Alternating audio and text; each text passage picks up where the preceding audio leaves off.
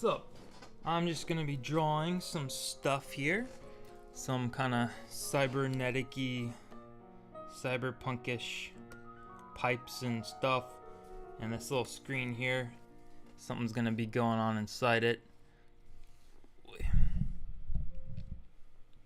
So let me get set up. As I'm getting set up,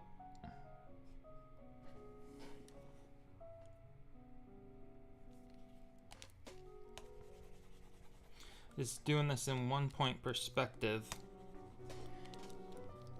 Just doing some 1-point perspective on the background, little grid to help me draw some little pipes and stuff flying into this thing. And welcome. This is Mikey Buzan and the sock. I like to use a drawing sock because it's a lot cheaper than a real drawing glove, but I find it gets the job done just as well for a lot cheaper. And of course I wash it, but pro tip, just if you have a spare sock, cut a hole in the part for the thumb, one for your index finger, and then cut a hole for your other 3 fingers, and there you go. But I guess this is just like some kind of chamber, and this is going to be a monitor here, and it's going to be transparent so that people can put video footage in there. This is going to be for a VJ loop type thing. Greetings. Thank you for the kind words, Segi Boards. Oh, I can click wave on my thing to wave at people. Can't do this too much though, because multitasking. But yeah. I think this thing's gonna have some little lights down here that I'll animate glowing, kind of pulsating or something.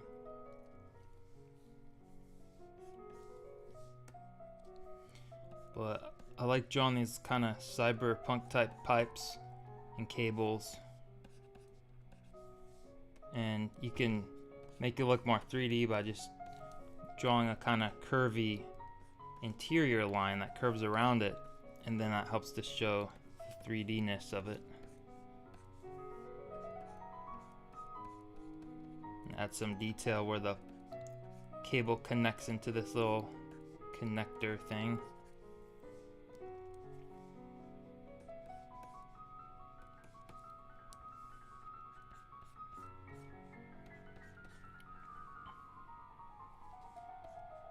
But yeah, this is the VJ loop idea is that this will just be kind of mostly a static overlay background, and then VJ people can add stuff behind this monitor here, so you can have like your band member's face singing words or something like la,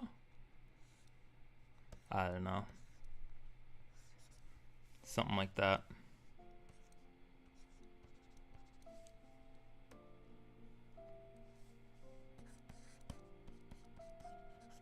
But this is going to be part of a CyberPunk cable pack, and I have other cables that are going to be moving around like snakes, and some that are going to be coming towards the screen in 3D.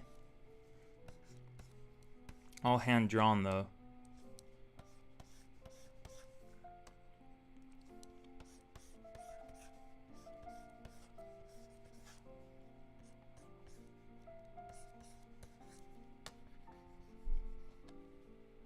I got this little thing on my drawing pin. It's this little ergonomical thing. I just put it on today. I have to get used to it. It feels different, but it's supposed to help with hand cramps. How could a 2D animator learn how to animate with a 3D mindset? As in head turns, objects rotating, etc. How could a 2D animator learn to animate with a 3D mindset? Well, I'll just turn this layer off. So like, whoops. I just practice drawing shapes. So like, this is a 2D box, right? But then draw another box behind it and offset it, make it a little higher into the side. And then you just connect these pieces. Now all of a sudden you have a 3D box. So just practicing drawing basic shapes at different angles, making them 3D, is a good exercise. And then you can start to try to draw something inside it. So like maybe this I don't know what this is. I guess it's like a roly-poly type creature. So I'm just imagining this roly-poly existing inside this box, and I know that like this is the middle part, so it curves up. This vertical line's like the middle of it. Just divide it in half, then draw some lines wrapping around it, and using this box as a kind of a guideline. And that's how you can start drawing more 3D. And then you just apply the same concept to your animation. And it's kind of just like you'll start to develop a logic, and it'll start to make sense the more you do it. I don't know.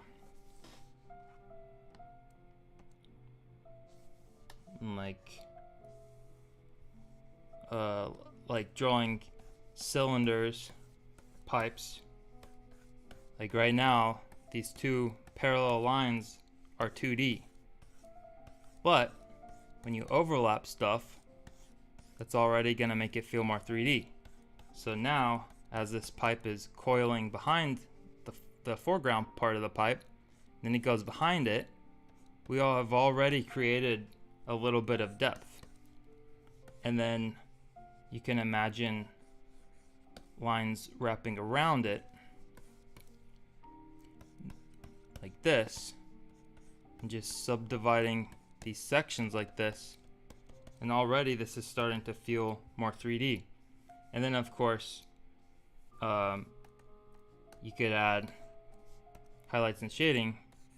So like imagine the light coming from right here, then you could go in and add little cell shaded glossiness,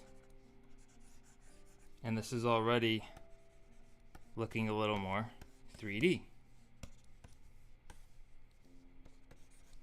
So yeah, and then yeah, so like just practice stuff like that, and then when you animate, well, talking and multitasking. Anyways, I'm gonna get back to this cyberpunky thing I was doing. Drawing in Clip Studio Paint. I normally animate and draw in TV Paint, but I find that doing like backgrounds and stuff in Clip Studio is a little bit better, I guess.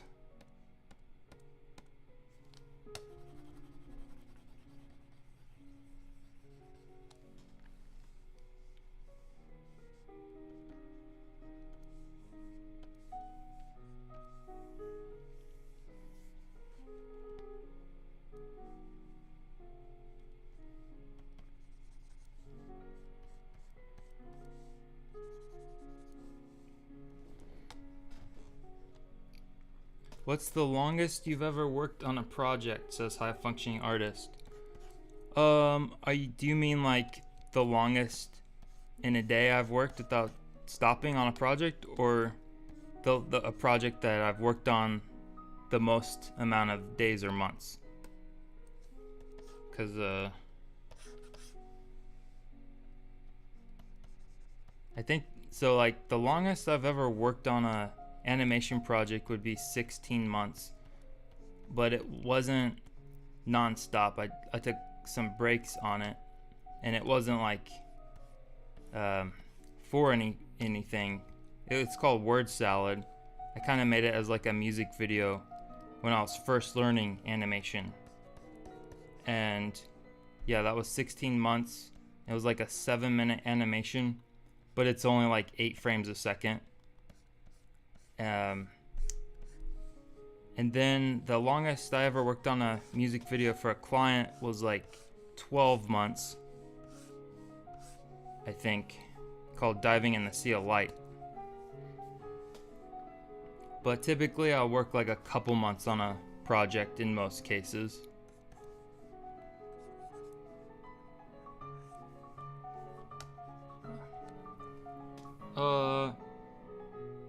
I'm in betweening. Whoop.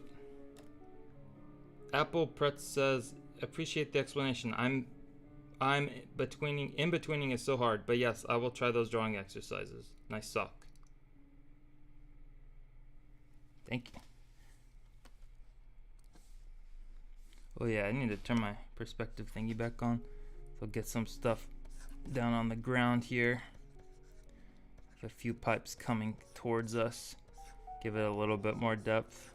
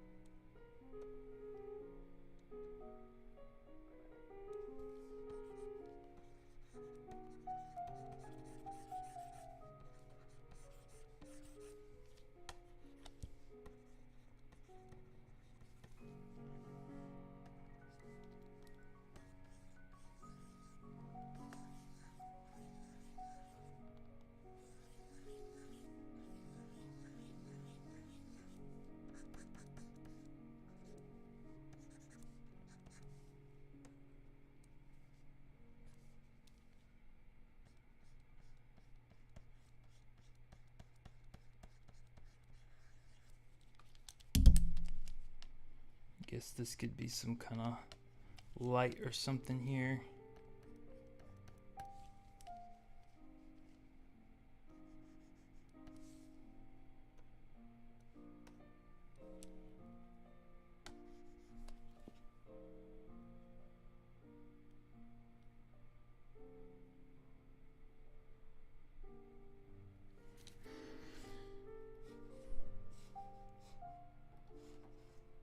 Dooby dooby doo.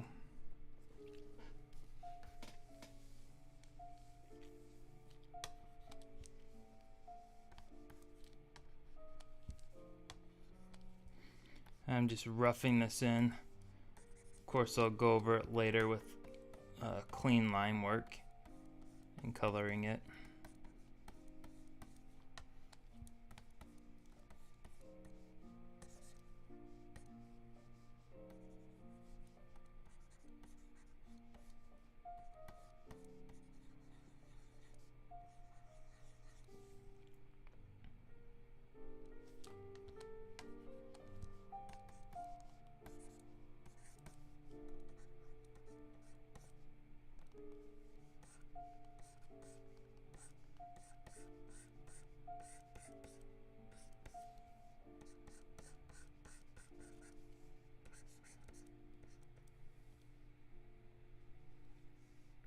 What's an area you think you've drastically improved upon in your art throughout the years? Ooh, that is a good question, because I find that growth is so slow and so incremental. It's hard to objectively assess that. You know, it's like, because you see yourself every day, you're literally with yourself every day, whereas like with a friend that maybe you don't see for a few years, you'll notice all the changes in them much more easier. But I know that there's tweaks to myself every year, from little tweaks to my personality, tweaks to my interests, but I'm still me. And the same is true with skill set. I have a easier time assessing my flaws than things that I think I'm good at. But I guess area,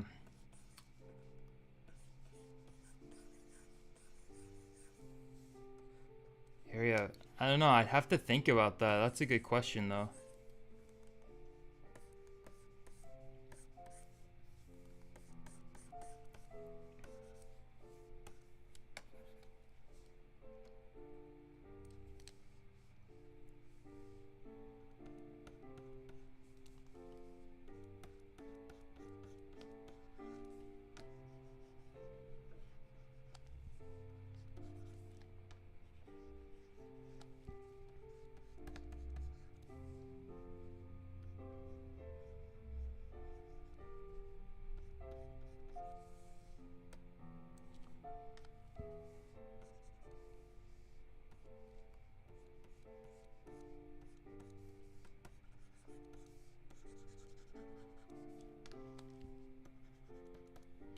Is Wacom graphics tablet worth it?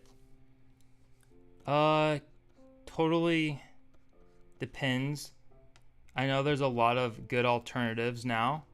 I haven't tried any of the alternatives, but I don't think Wacom has a monopoly anymore over drawing tablets.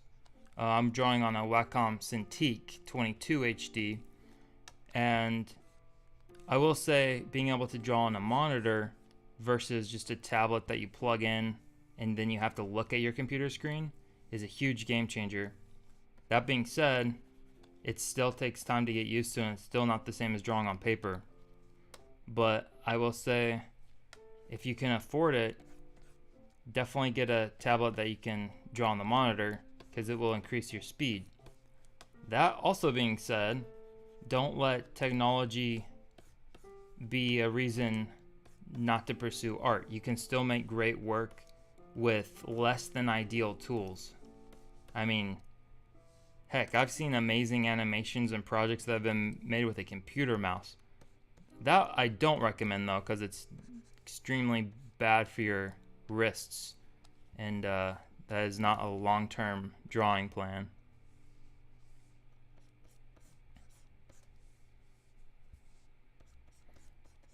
Better save before I get in trouble here.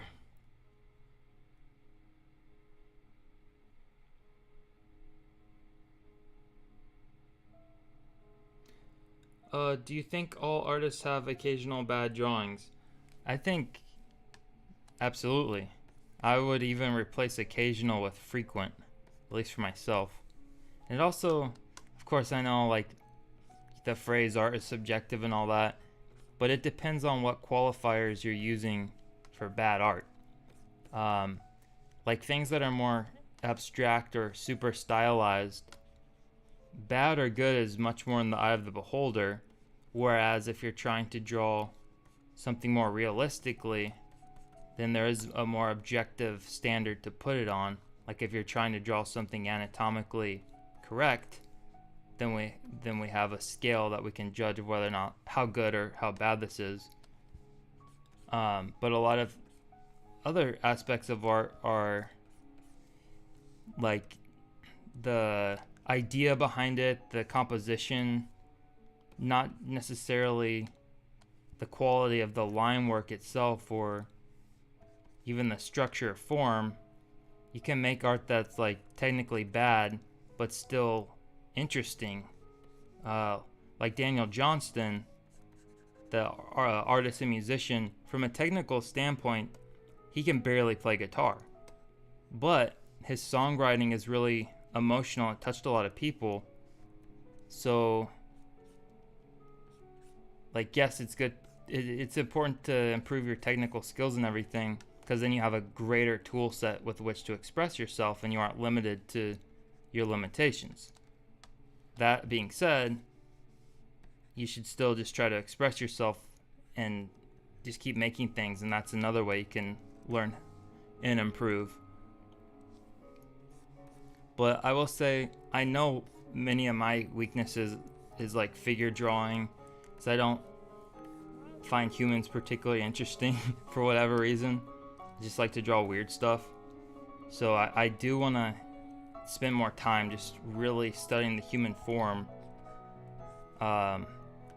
You know, because there's stories I want to tell that could take, even if it's not straight up humans, like more anthropomorphized characters, like these birds that have slightly human features. And knowing how to draw that will make animating a lot easier.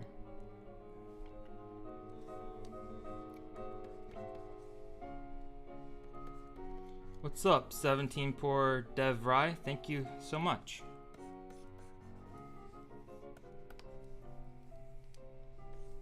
I need to think a little bit here. I think I want to have some kind of light bulby thing right here.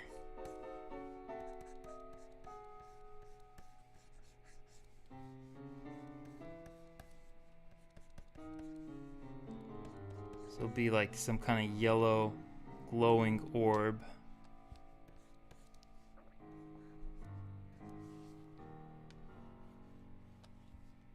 almost like the eyeball of an Amu from Nausicaa.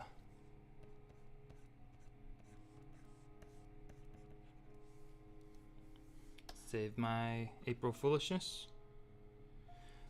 Oshi Sai says, where did you learn stuff about animation? Trial and error. I started out just doing flip books and just trying to copy what I saw on TV. The first animator really that super inspired me to try something was Chad Van Galen, because I saw he was doing animated music videos for his own music, and at the time I was doing a lot of music when I was 19 and 20. So I thought, dude, that's super cool. He's a one-man studio. And so I started making flip books. But then I got The Illusion of Life by Ollie Johnston and Frank Thomas for Christmas in 2011. And that's when I learned about the 12 principles of animation in that book and started trying to make my animation a little more lifelike and believable. And then the book that really helped me understand it more of a technical perspective was Richard Williams' The Animator Survival Kit, which is like the Bible of every animation school. But I didn't go to school. I just learned through just reading books and eventually learning some more on YouTube, but mostly a lot of just trial and error and developing my own techniques and my own working method and kind of taking things I learned from other people and then adapting it and trying to figure out what makes sense for what I want to do. So it's a long journey, but just like if you want to learn animation, the first thing to do is just a bouncing ball, because that'll teach you arcs, easing in and easing out, spacing and timing, squash and stretch. You get all the fundamentals if you can master a bouncing ball.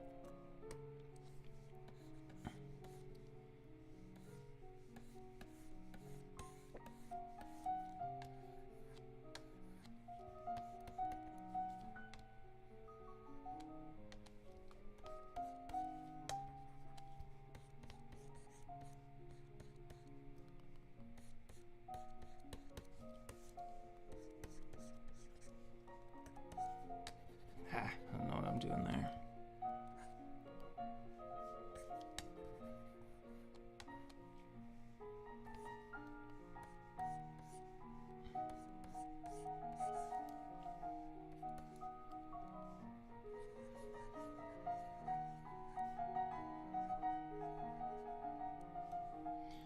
The books are The Animator Survival Kit by Richard Williams and The Illusion of Life. Disney, The Illusion of Life by Frank Thomas and Ollie Johnston. And then another really good one is The Animation Crash Course by, I think, Eric Goldberg. I might be confusing that with the Timing Sheets one.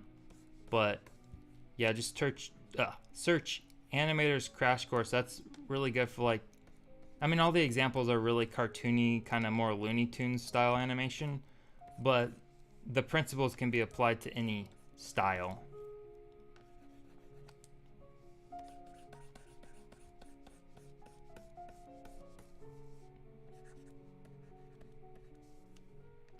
I'm kind of getting a tangent here. I don't like.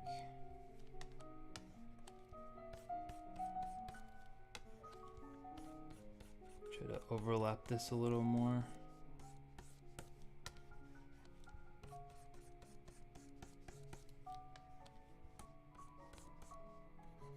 There we go. Now that's overlapping this tiny little part right here more. Gotta be careful when you start getting a lot of details and all these lines in. It gets more like an obstacle course to avoid tangents. And when you have a high detailed scene, the tangents will make it a lot harder to read what's on screen. Now if something's animated, that's super duper bad because it'll only be on screen for a few seconds normally, or even less. So you have to make sure the silhouette's really strong and that there's no tangents. But this is like a static background, so I'm gonna kind of load it with a lot of detail that'll keep it interesting to watch for a little while.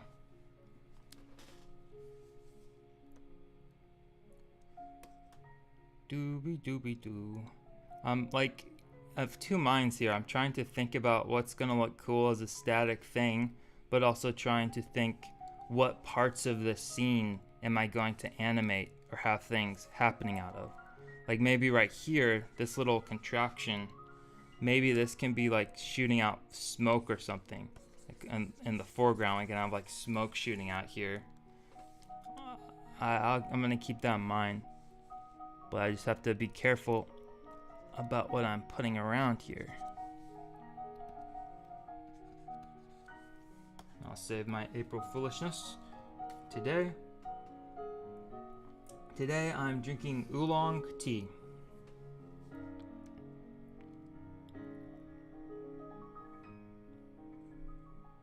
Get some of these horizontal lines back here.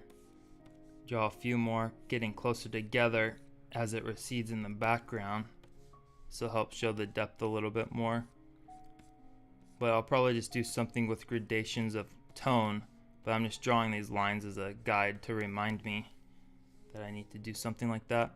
And then some of these sort of vertical lines here shows this plane, the angle of this wall.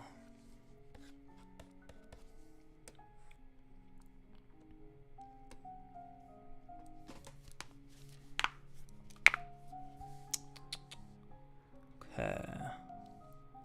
Could have something hanging from here, maybe.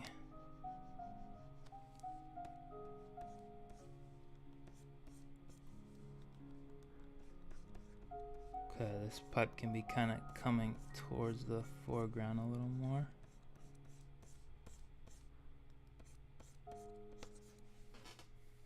Maybe it might be stupid.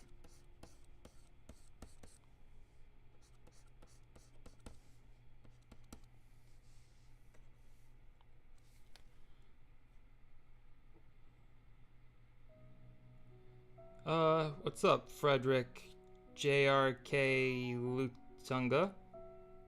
This background is gonna be for a VJ pack about CyberPunk cables, and it's basically gonna be an overlay or a background, and this little screen here is gonna be transparent so people can put their own footage inside this monitor screen.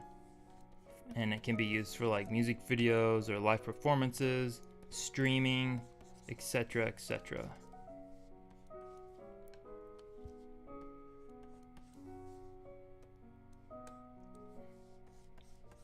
I did yesterday on my YouTube channel, I streamed the process of making an overlay of CyberPunk cables that are going to be panning. So it'll be a background of cables going across horizontally.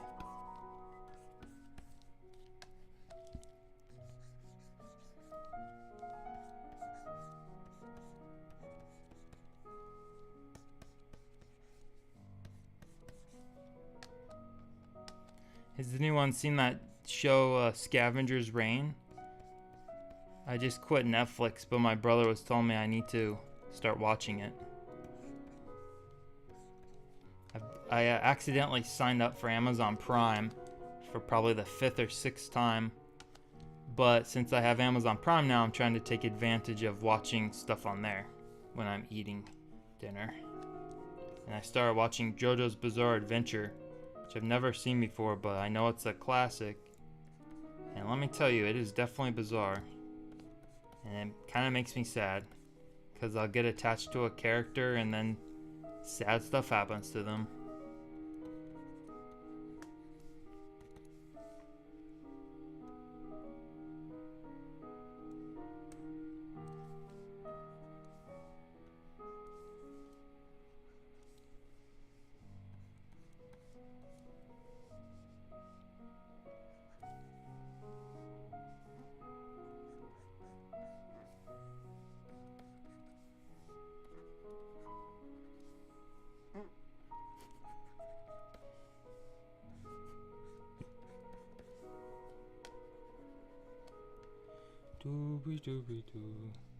What's up, Conarly? I appreciate that. Thank you.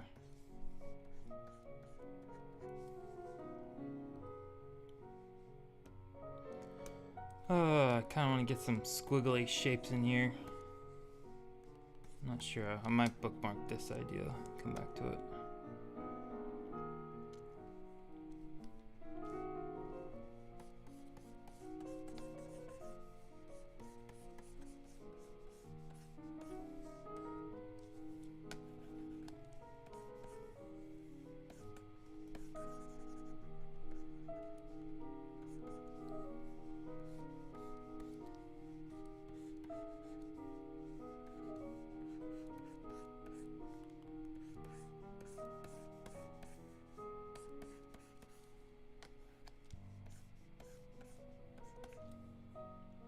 Oh, I pronounced it good. Oh, thanks. Sometimes bad at pronouncing stuff. Sometimes forget how to talk in general. And then when I don't know what to talk about, I just talk about talking and how weird it is that we talk. Something I've thought about is the concept of small talk. I suck at small talk, but I think I understand why it happens now. And it's because it's like to show, especially with a stranger, it's to show that you're not a threat. Because if you were around a stranger, just locked in eye contact without saying anything, that is an ambiguous situation, and you don't know what that person's thinking, and it can feel very intimidating or even aggressive. But if you start talking, even if it's about essentially nothing, well, it's not really about nothing because you're communicating that you are not a threat. That's how I perceive stuff as an introvert anyways. I don't know if there's any science to back that up. Oh snap, this kind of looks like it's going into there. I need to do something.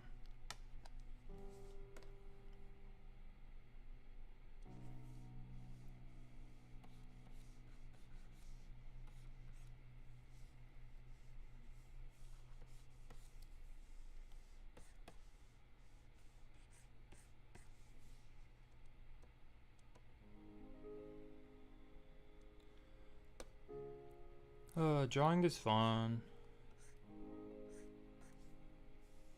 The weird thing is, like, I'll sometimes be really anxious about drawing, but then when I start drawing, I'm not anxious anymore.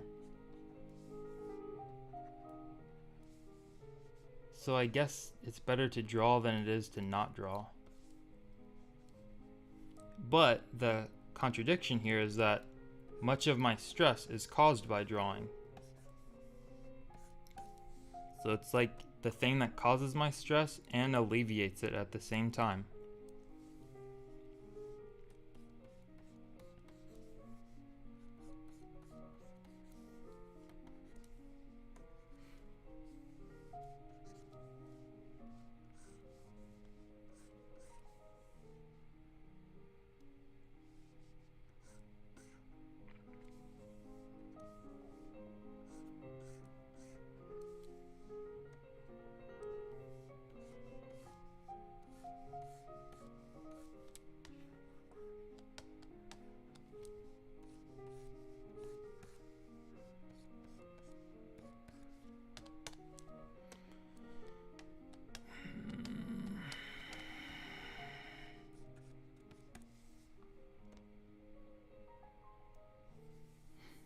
I'll get some other kind of light bulby thing here.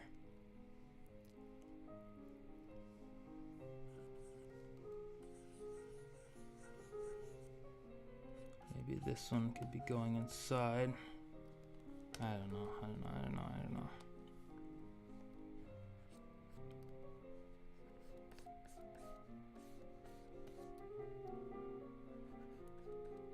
Do you upload your stuff to Shutterstock?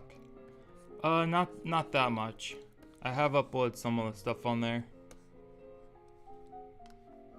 but I mostly just try to keep everything on my website and Patreon, because although Shutterstock has good reach, they pay peanuts in commissions.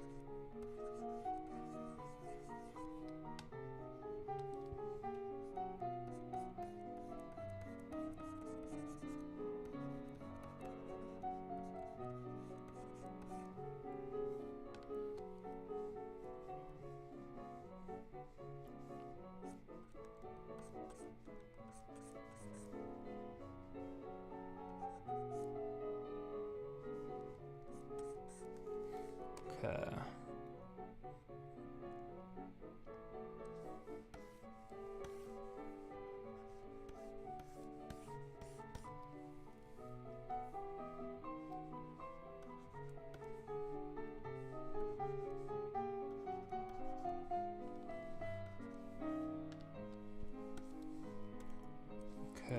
Kind of want, trying to think here.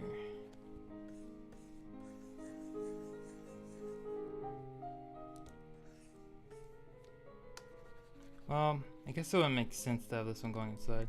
So I want to copy this pattern over here, I guess, of this light bulb bulging out. I could put one over here. I was gonna have it going inside, but I guess that doesn't make sense. Not that it really needs to make sense.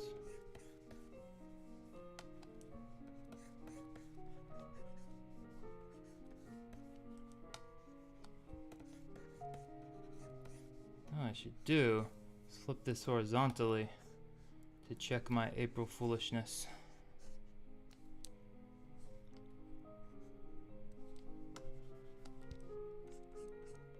This just helps with, sometimes when you flip horizontally, certain things just kind of look weirder.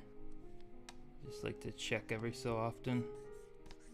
It's also kind of easier for my hand to draw certain angles a certain way. So if you rotate the canvas around, you can draw according to how your muscles naturally feel like they would go. So we aren't precise machines. We're failing biological organisms.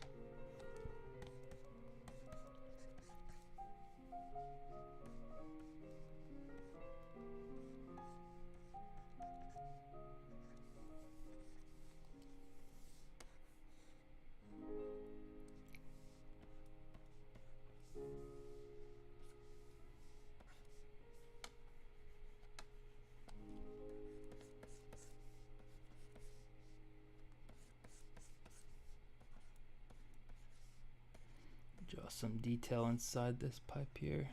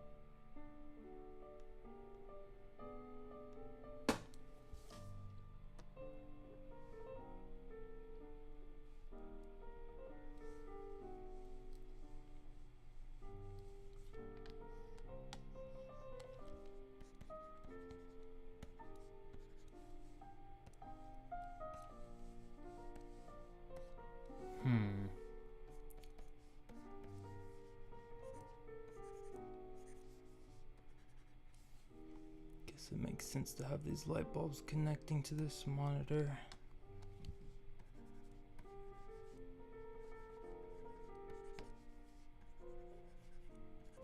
And in that case, I think I want to move this one up a little bit.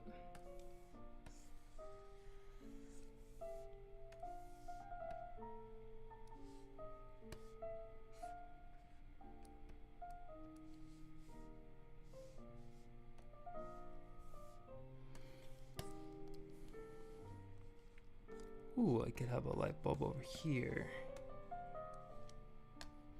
Perhaps. Probably be either like yellow or orange or red. Probably yellow lights. Glowing. And this scene is gonna be like dark grays and purples, purple and yellows.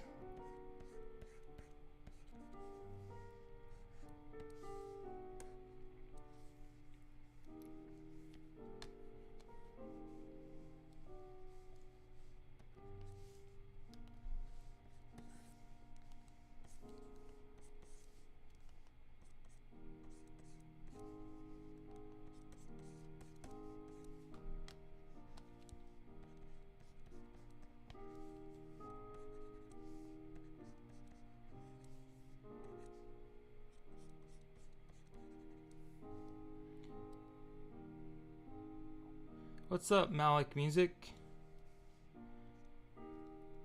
Oh, thank you for the kind words. Hope you get good use out of the loops.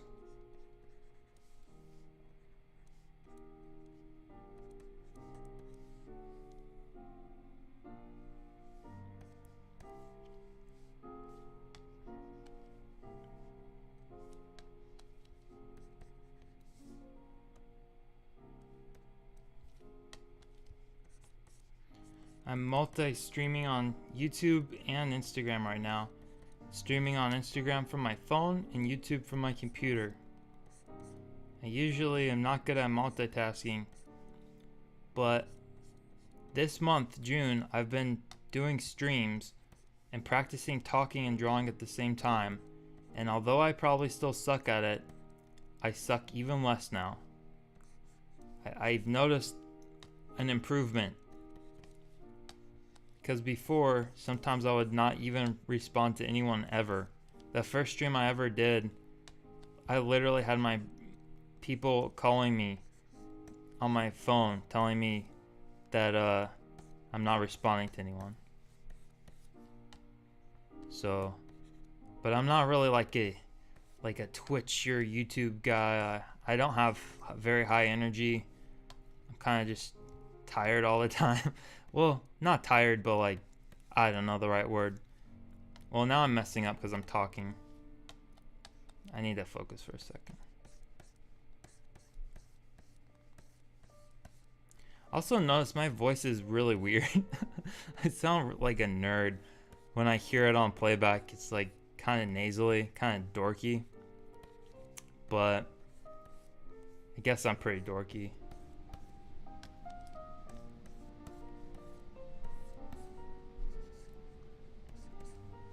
But I like dorky people. They're my favorite.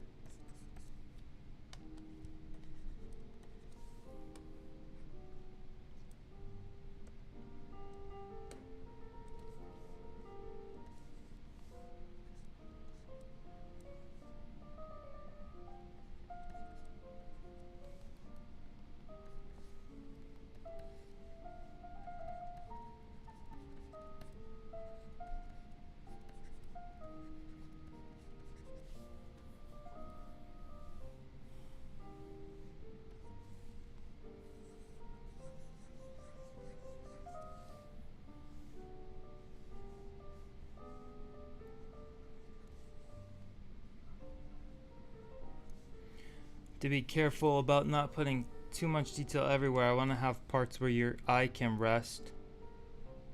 So I'm kind of thinking like right here is like a high detail area. And then I'll have other parts that are less so.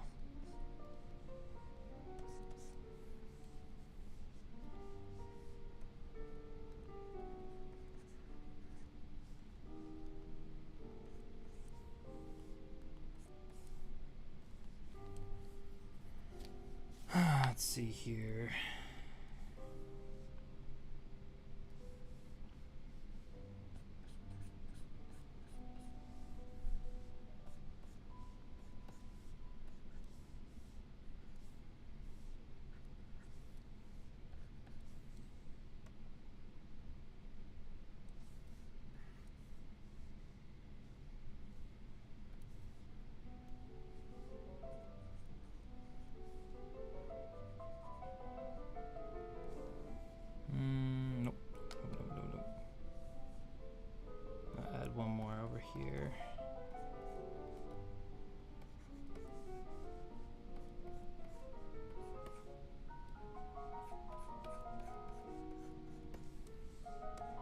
Sometimes I like to do things in patterns of 3.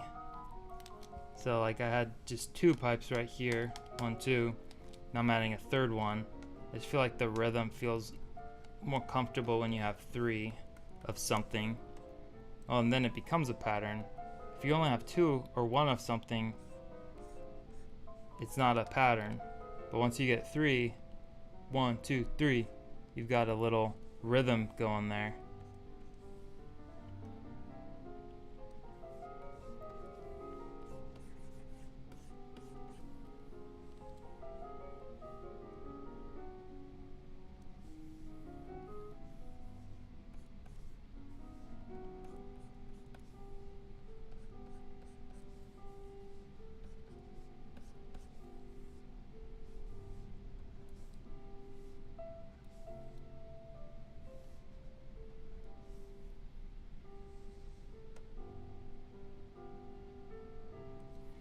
Do, do, do, do, do, do, do. Mm-hmm.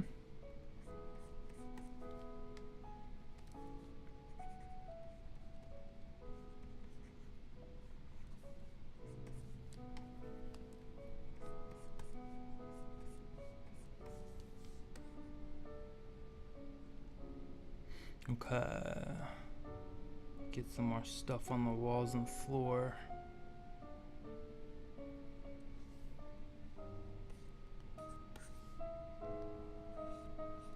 Can have something here.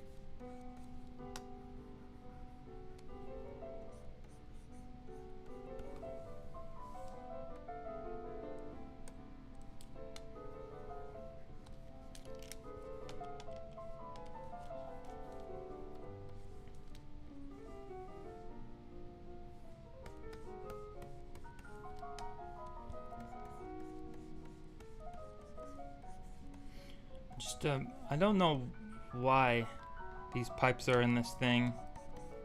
It's literally just to make it look more interesting than just like a screen, here. And plus, like, CyberPunk stuff isn't really based on efficiency. It's more based on just having cool, overly detailed designs with lots of pipes and cables.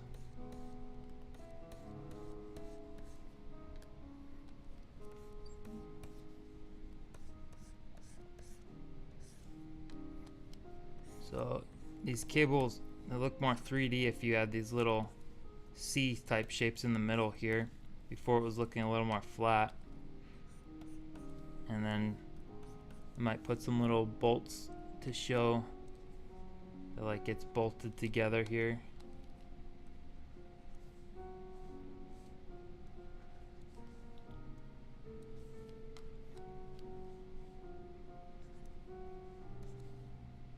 I don't know about there, but whatever.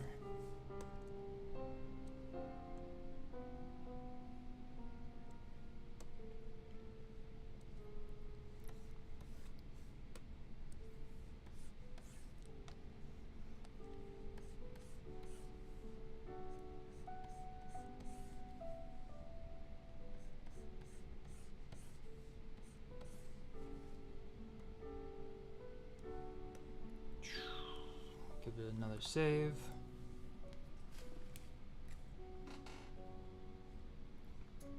Woodsman 92, do you play video games? I guess I play video games. I'm a 90s kid. Grew up with Sonic the Hedgehog, Mario, Zelda. I still like all the kind of old school games. I have a Nintendo Switch, and still play my 3DS and DS a lot. I've always been kind of gravitated towards handheld systems and the handheld games, because a lot of them are more pick up and play. I don't have to like dedicate several hours to a play session. But yeah, like some of my favorite games, just in general. Well, no, not in general. Yeah, well, okay. Some of my favorite games, but I might not still play them necessarily. Like Advance Wars. I really like tactical strategy games. And Sonic the Hedgehog 3. One of my favorite childhood games of all time. Pokemon Blue. I kind of fell off Pokemon, but I'm just mentioning that because it was a big deal when I was growing up. And I liked the Final Fantasy and Dragon Quest games. I spent a lot of time just listening to video game soundtracks. I listen to the music a lot more than I actually play the games. And when there was a Barnes & Noble around here, I used to read Retro Gamer magazine all the time. And then I like video game podcasts and YouTube channels. I'll listen to that stuff a lot when I'm drawing. It's just very relaxing. Some podcasts I like on video games is the Retro Hour, just like a video game news, and then Pixel Tunes and Rhythm and Pixels.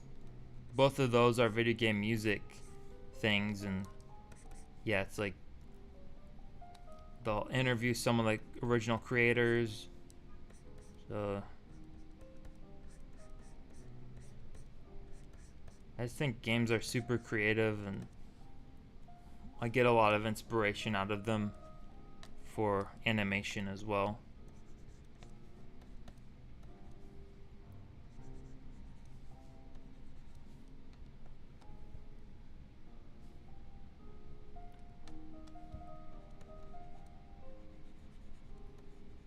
Oh, nice. You're a 90s kid too? Right on.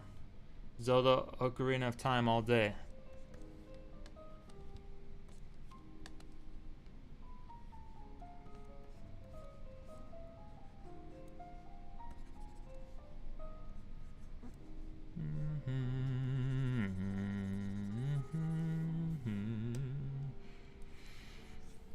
I might turn this background reference layer off in a bit, just so it's less cluttered.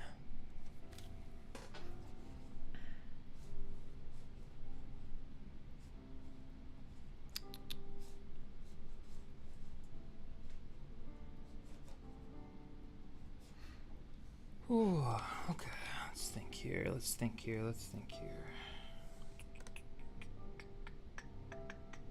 Hey, thank you, Zayad Medhat.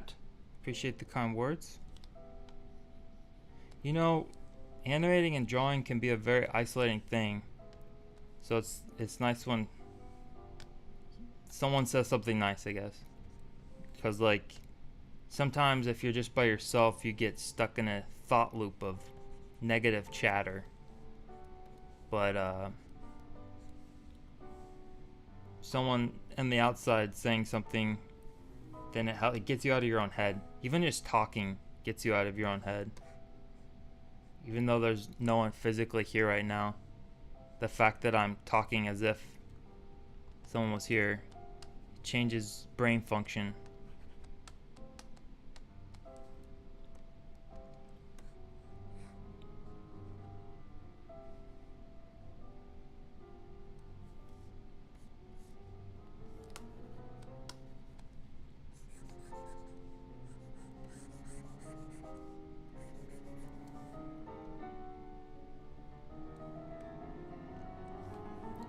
Here, maybe I'll have another foreground cable coming out here. This might be a stupid idea, but I'm just gonna check it out.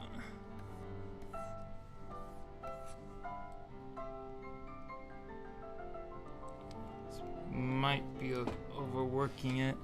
Not sure.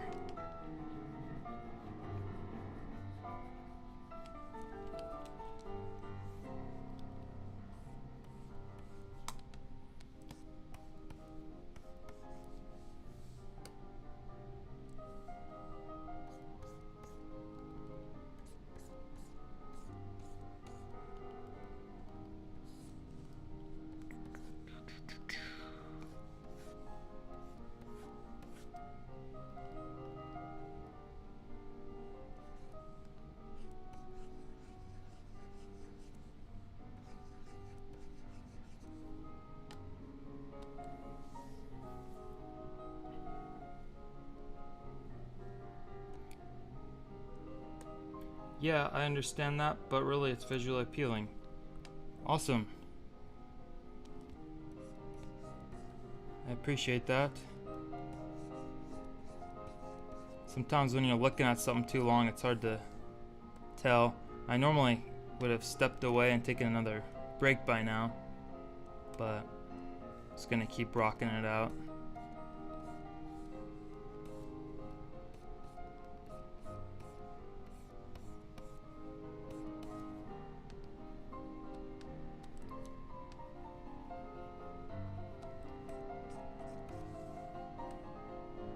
I don't know about this. Hang on a second.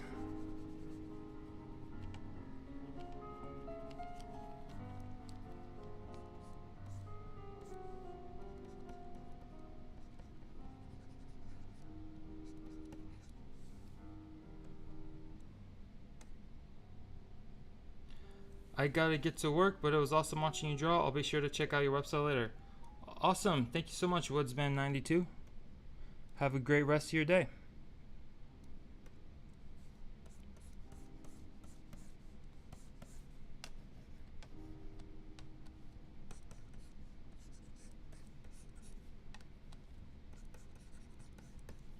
This is the second time I've streamed on Instagram. I have my phone kind of by my face hanging on a thing over my tablet so I can like glance over and look at the chat.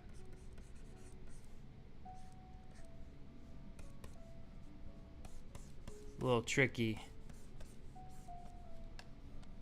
but it's kind of fun.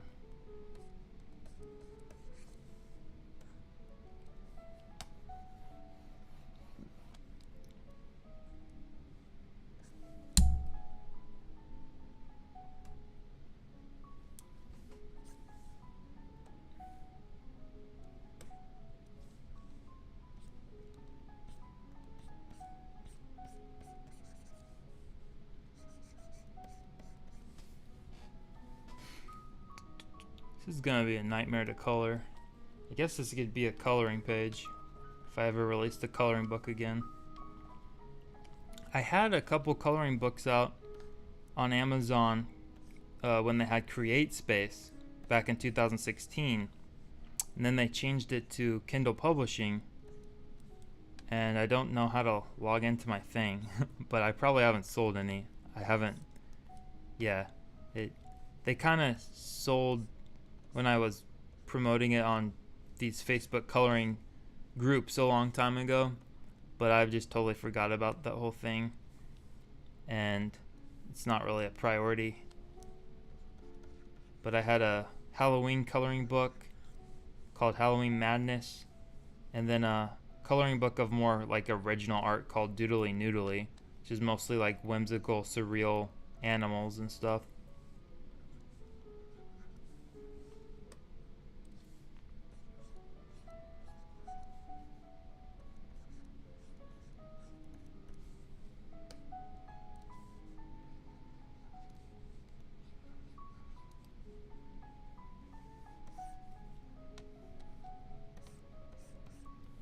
What do you think is the best artwork or animation you've ever made?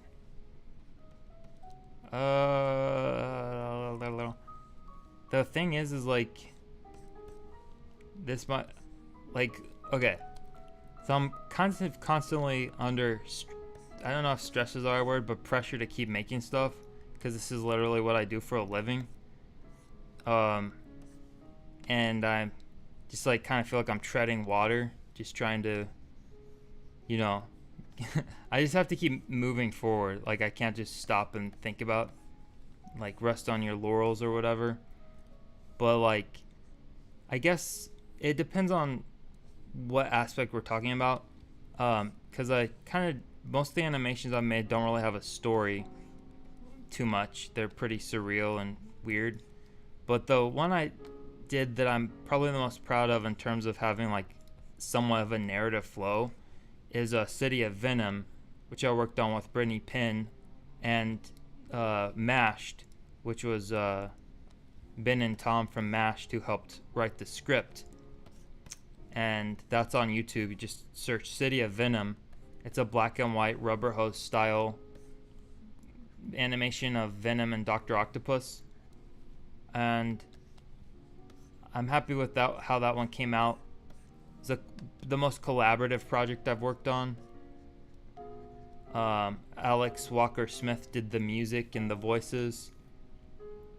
In terms of like music video stuff, Diving in the Sea of Light was like the one I learned the most on, and I did multiple styles in that one, from hand drawn on note cards with colored pencils and crayons to like watercolor backgrounds and food coloring experiments, and then the final section of the film is all cell shaded creatures in a underwater environment. That's the one I worked on for 12 months, and it also actually won a thing, best design on the LA Film Festival in 2000 something, 2019 or whatever, I don't know. So I guess like that is a high point, I suppose, especially just for learning things. And then yeah, I don't know.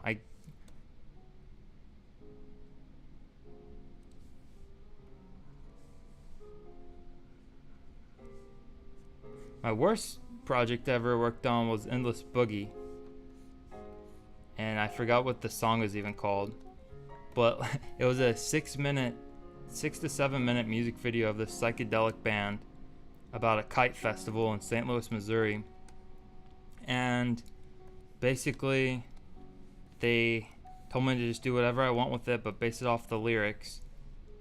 And like a couple months went by, and I was like halfway done with it, and then they send me an email saying they need the video in a couple days. Like, you literally have a week to finish it. We need it now. We scheduled for it to release. So I had to rush the remaining 3 minutes in just 2 weeks, and it's definitely the worst. That's the thing I'm the most not happy with. It's like very limited animation and not good.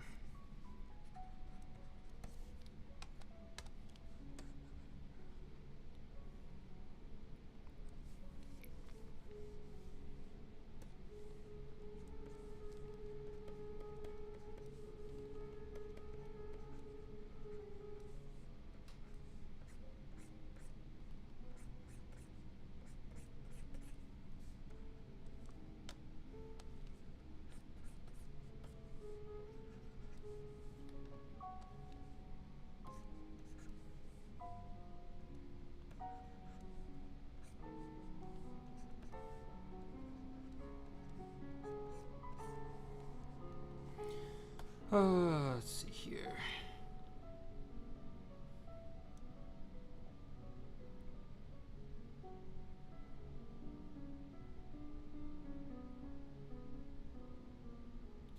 Courtney James says, could I send you my independent comic?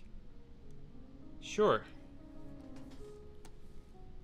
I can't guarantee I can give like, well, it depends on how long it is. If it's like a graphic novel, you know, but if it's shorter, I'd be happy to read it. I'm not sure how much detailed feedback I can give, but yeah, just send it my way.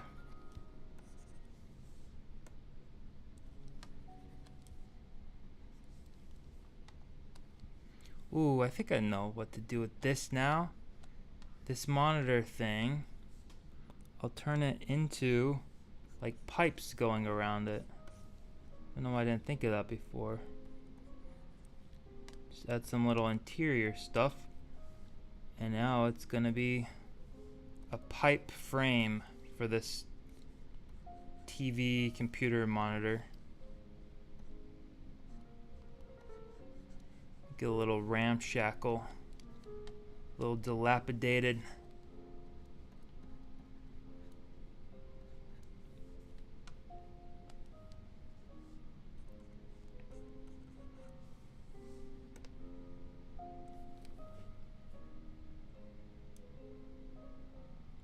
Do you have any big goals? Says High Functioning Artist 1. Yes, too many to count. One of my biggest goals was literally move out. I was getting really sad about that for a while, but yeah. I didn't move out of my parents' basement till I was 31, I think. I'm 34 now, almost 35. So I didn't get too much, stress about it from other people. But more so in my early 20s, a lot of people were like, I can't believe you still live with your parents and all this stuff, all this pressure and stuff. But then once I got into like my upper 20s and people were actually moving back with their parents, it became a lot less socially stigmatized to live with your family. And of course, that's when I finally moved out. And I'm just very, very, very grateful to my family for helping support me start my business and trying to become an animator. But I'm also grateful that I live by myself now. And it's just so much better to have your own environment. But of course, there's new stresses. I was paying rent when I lived at home, but not as much as now. All that to say, if you're younger, just like, don't let anyone try to force you to move out if you're not ready. Everyone has to follow their own path. And you can save your money. Just like, still, if you live at home, you should contribute, help out. Don't just do nothing. Earn your keep, so to speak. But also, there are many benefits to just hibernating for a bit and starting to build up a safety net. There's nothing wrong with that. It shouldn't be viewed as this like socially stigmatized thing, in my opinion.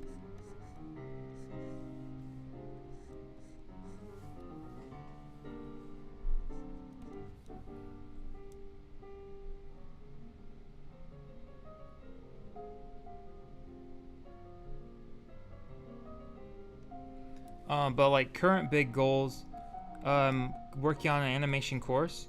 Actually, yeah, with Skillshare, in fact, they reached out to me and I'm doing like this little Teach Lab program where they're gonna help me structure a course.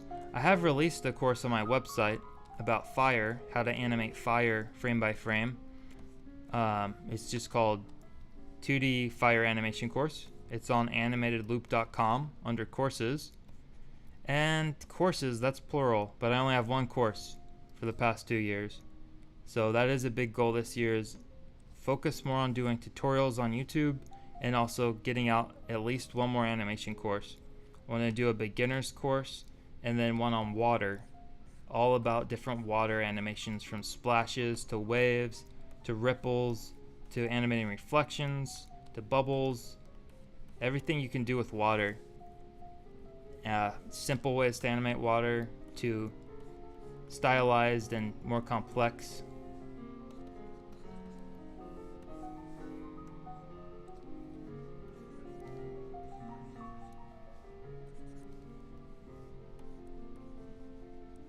Kind of drawing these little squiggly lines in here to suggest rust.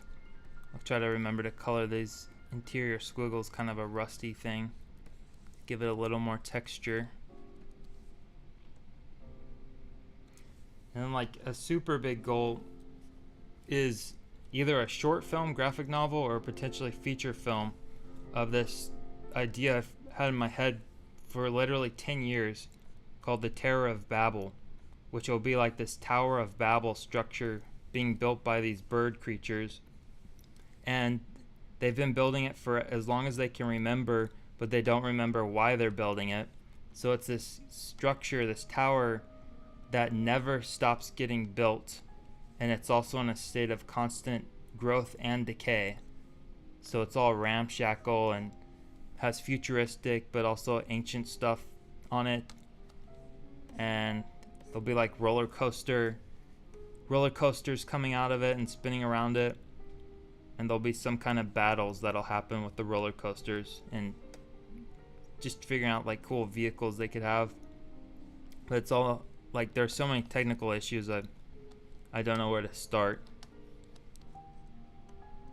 And I feel like I would need to find some what happened here? Find some key animators and people that could help me. Also maybe people who know how to do Blender to do certain things. There we go.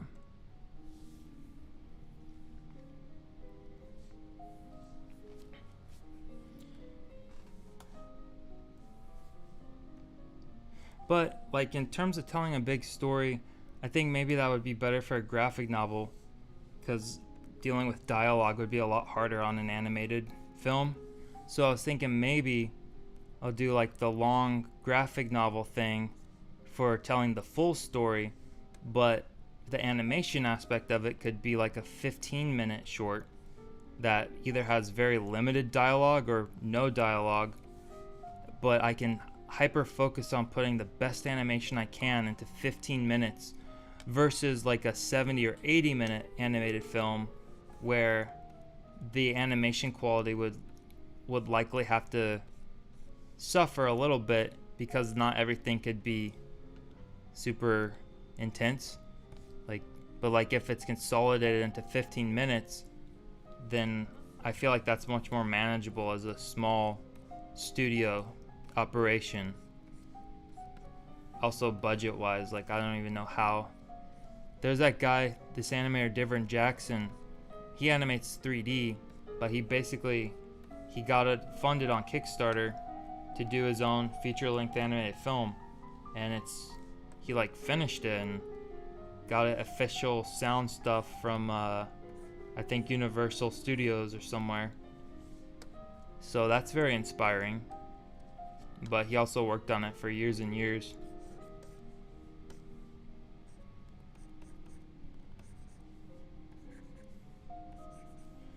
But I need to research Kickstarter a little more.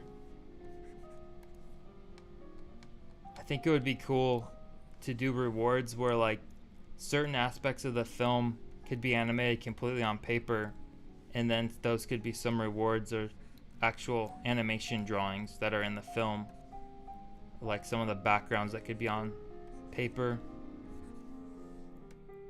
Also, another cool reward for an animated project on Kickstarter would be giving out animation assets, and this would be more for like VJ Loop people or people who want to make their own music videos or streams. Give out actual like the art assets and animated clips with alpha channels, so it has transparent backgrounds and people can just edit these animation assets and make their own stuff out of it. So like if there's like explosions or fireworks or something in the background of a scene, you could give those out as Kickstarter rewards, so like people can just do their own stuff with it.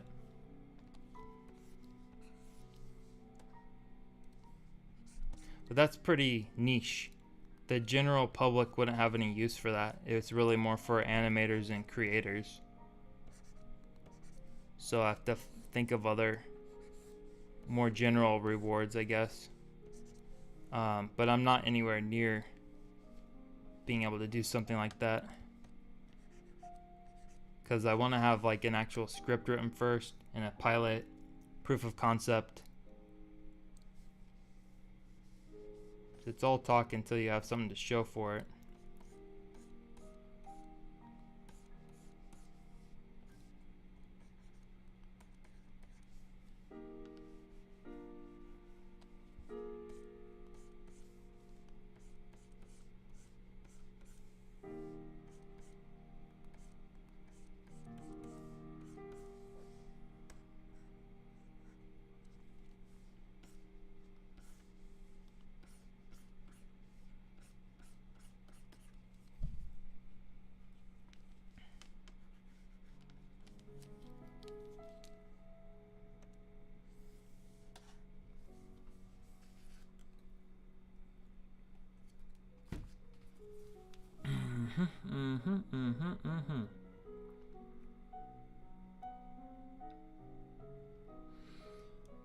Holy moly, I'm tired.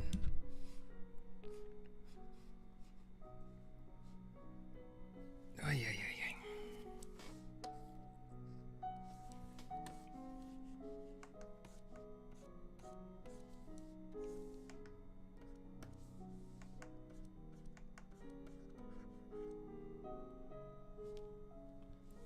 Do you ever hurt from looking at a screen so long? I wouldn't say hurt, but my eyes definitely get fuzzy. I've gotten some pressure headaches before. It mostly has stopped though when I started wearing blue light glasses. I noticed I hardly ever get headaches anymore from screens. Some people say like it's pseudoscience or it isn't proven, but the glasses I have, I just at least know like I can tell when I wear them or don't wear them, and call it placebo effect or whatever, but if I wear them, I notice that I'm not getting headaches.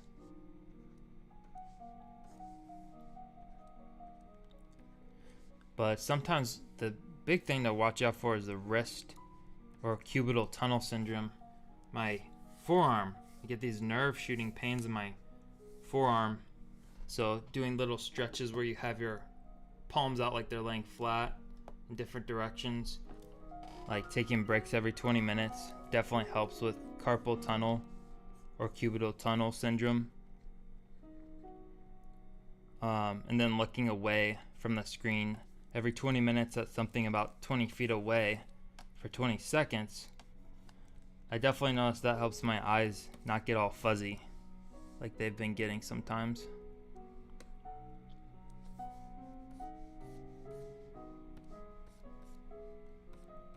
Like sometimes when it was really bad, I was waking up in the middle of the night and my arm would be asleep and my two fingers would be like numb, my pinky and ring finger. But when I started doing stretches every day, multiple times a day, that almost never happens anymore.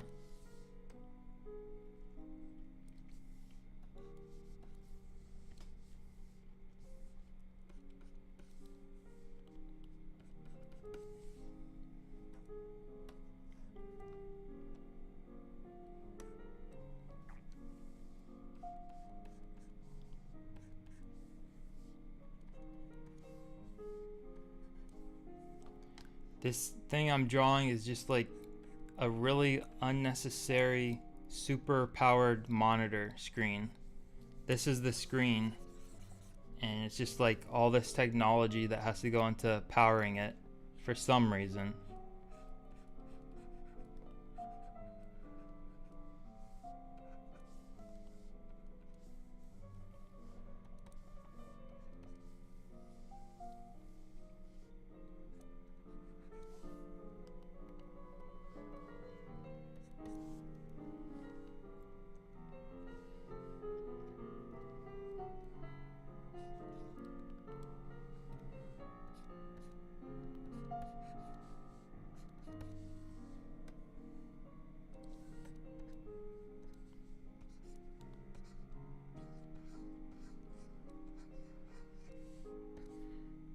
This kind of looks like it's floating. I'll bring this one out a little bit.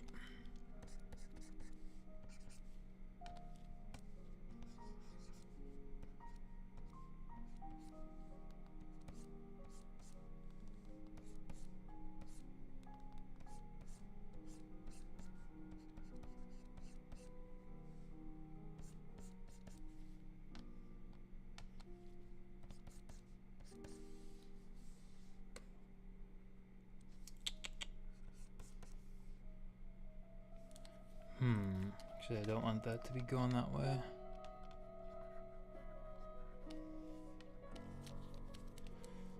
It's a lot of trial and error.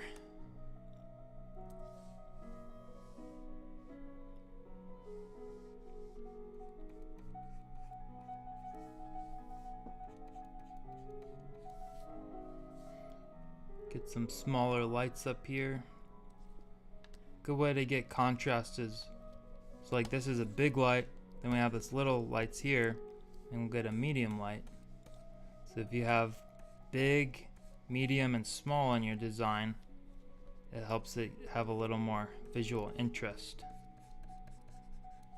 Whereas if everything was just big or just small or just medium, then it's like a song where everything is of the exact same volume and intensity. Like, songs are more interesting when you have some instruments that come in, some instruments that drop out. There's variation in the chords and melody. So a lot of parallels between visual art and music.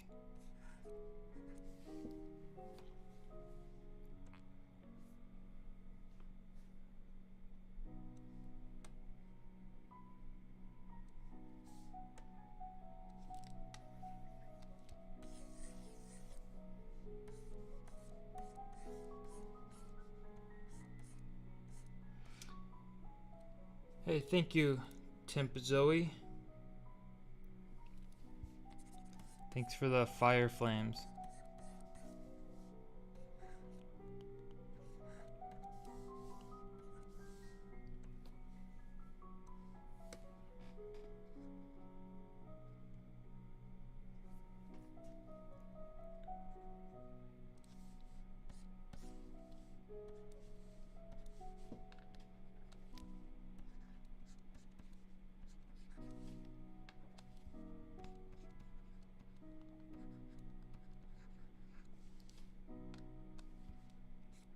This full animation will be available on my Patreon page, where I'm posting animated loops that people can use in their own live streams, VJ sets, concerts, YouTube videos, social media posts, and so on.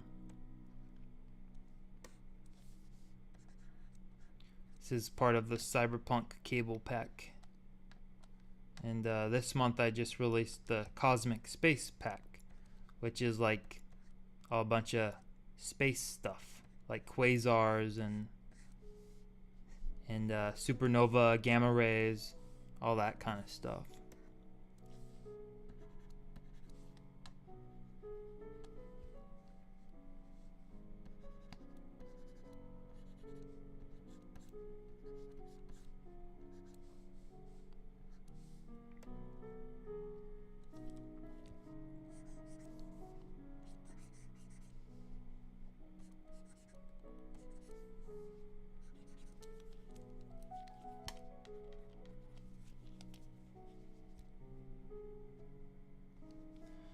Have you become less introverted as you've gotten older?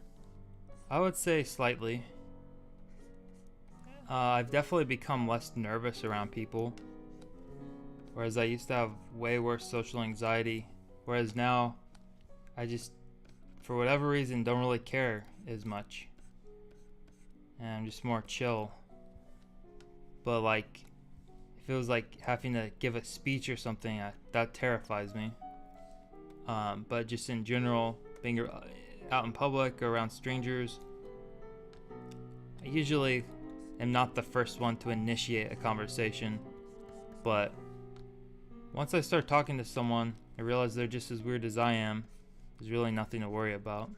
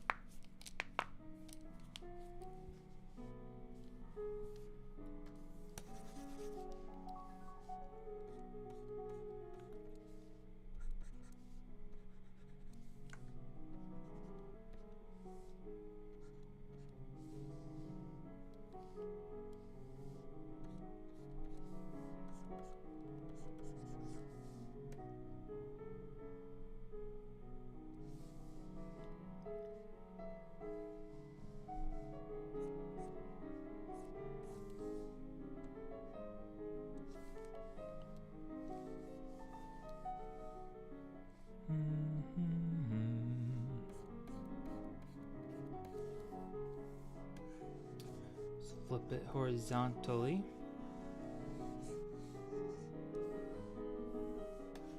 See how weird this looks Hey man, love your works. Greetings from Argentina.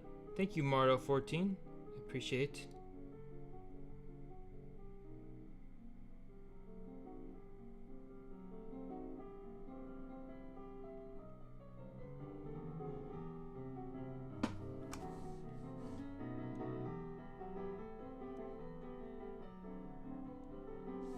Wait a second, is this the right one?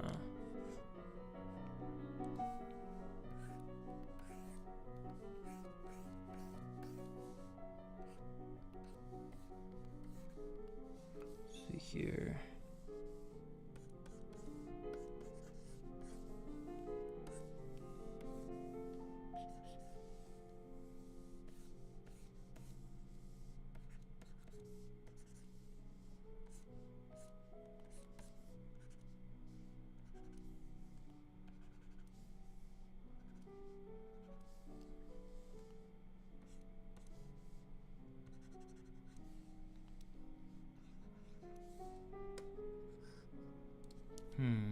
Maybe these down here don't want to be perfectly even.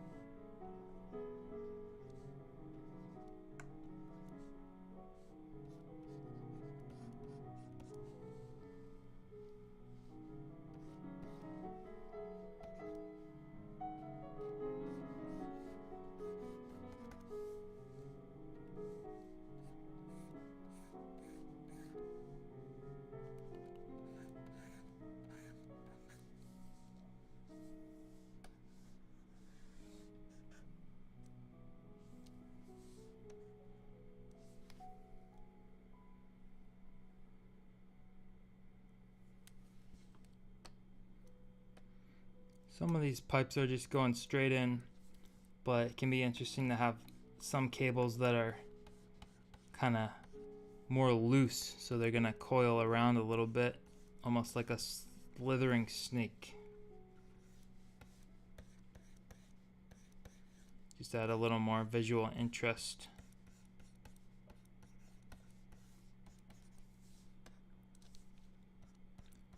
Then have something it's attaching to inside here.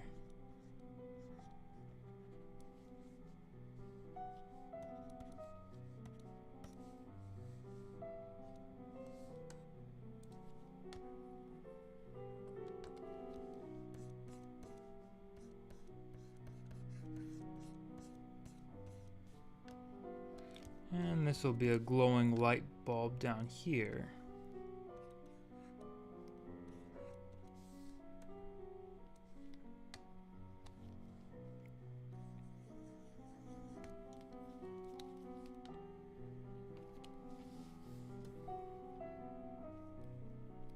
I've never traveled to a foreign country. I would love to, though.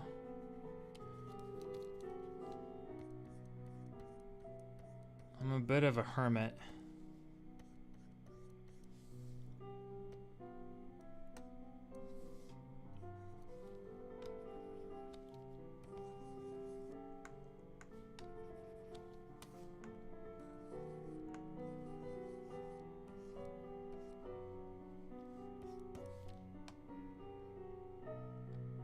What's up, CJ Tyson? Thanks for the kind words. I appreciate that. 2019, huh? Do you remember how you found me or what it is you saw? I know in 2019 we released the Little Fishes music video for the Clay Pool Linen Delirium. It's on YouTube. It's called Little Fishes. It's a animation, 5-minute animation of this kind of dystopian fish city where these little worm people have to constantly collect coal to power the city, and if they don't, they get eaten by the little fishes.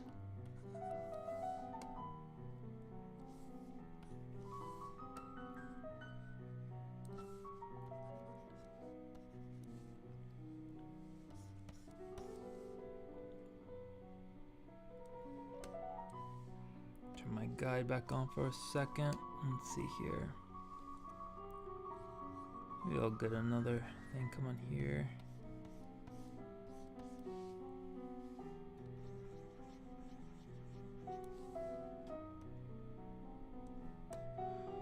Oh, drawing is a weird thing because like it kind of induces a dreamlike state where I feel like I'm not really thinking. It's like more like my eyes are thinking and my hand is just moving and I don't really know what's gonna happen next. So it feels almost like a hallucinatory, lucid dream where it's like I know I'm awake, but I'm just watching lines emerge and then reacting to it and deciding in the moment, do I like this or not? I'm just going by feeling.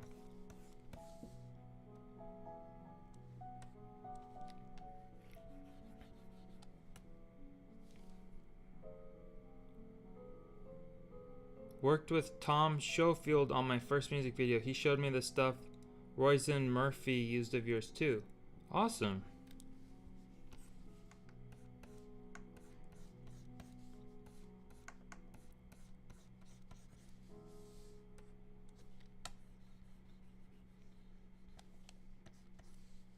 Do you do animation? Or was it like live action?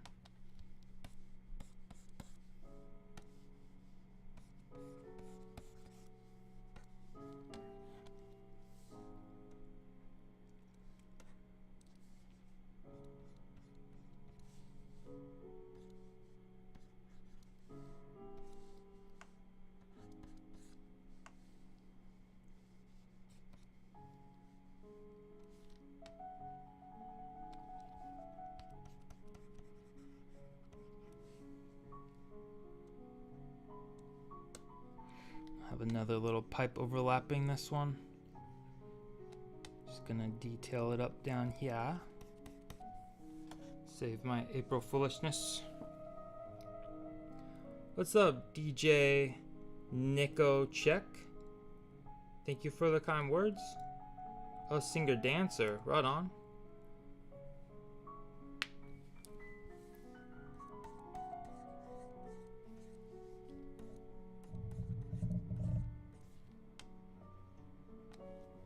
Favorite foreign film? I can't think of one off the top of my head. I mean, if we're counting anime, then like, I guess Studio Ghibli movies, but I would have to think about that for a second. Unless you have any recommendations.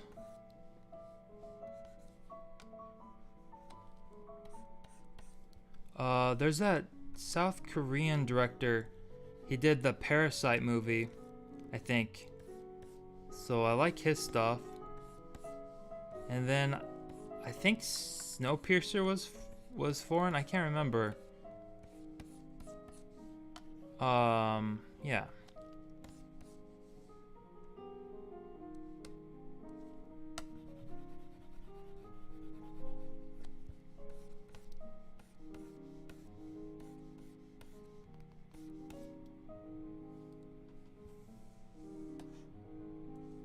Right on. I hope you get some use out of it on your Twitch streams. You know, I've never. Oh, yeah. I like drawing pipes or cables or what. I guess these are cables. I just like drawing kind of cylinder type things.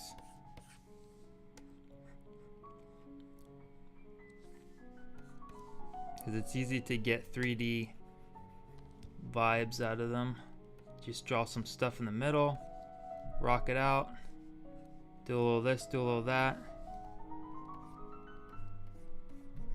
Can anybody hear this classical music in the background?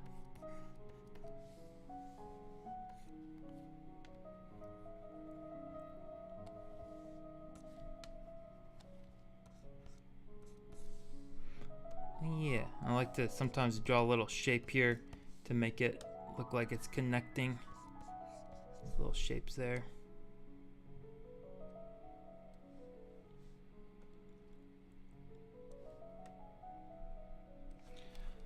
Okay. Eli says, "You're a dork. Also, what project you on?" Thanks, bro. So the project I'm on right now is kind of not really a project. Well, it's gonna be for a Patreon animation pack, VJ pack of CyberPunk cables, and this is just a backdrop. And this monitor here, people can put loop footage or live action footage or whatever they want inside this monitor. So I'm basically just drawing a background around this monitor here as a backdrop, and it can be used in live streams and videos, YouTube vids, music videos, etc. And then other than that, finishing up a planetarium project. It's for the band Polyphonic Spree. They used to be really active in the 90s, but they started making stuff again. And yeah.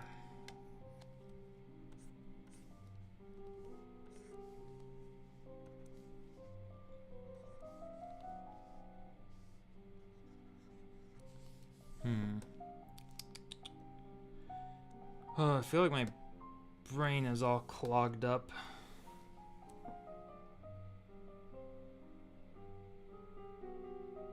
What type of movies do you usually watch? Depends. So like, I guess like with my girlfriend, I watch whatever she wants to watch. Last month we watched 16 movies. We watched Sense and Sensibility, Anastasia, a bunch of movies I can't remember how to pronounce, and then Blue Giant, which is this cool jazz anime about learning how to play jazz. It's like a shonen but all with music. And then stuff I watch on my own. I normally watch kind of more gritty stuff on my own, like today I was just watching No Country for Old Men. I like the Coen Brothers films. Not Wes Anderson. I don't dislike Wes Anderson. I just don't really care about his movies. The other guy, I'm forgetting his name for some reason. He did Punch Drunk Love, The Master, There Will Be Blood. Johnny Greenwood from Radiohead does all the music on all his recent movies. I can't believe I can't remember his name right now. But yeah, his movies are really interesting sometimes. But I guess I don't really have a genre or type. I tend to like stuff if it's like does something good. I don't know.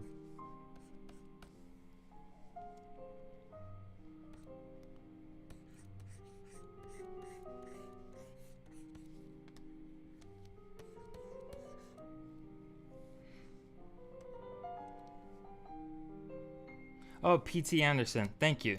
Yes. Yeah, he's one of my favorite directors. I don't love every single movie he's made. Like Inherent Vice I didn't really get. Probably need to watch it again. But There Will Be Blood's one of my favorite movies. And yeah. Some animated films I really like, of course, Fantasia.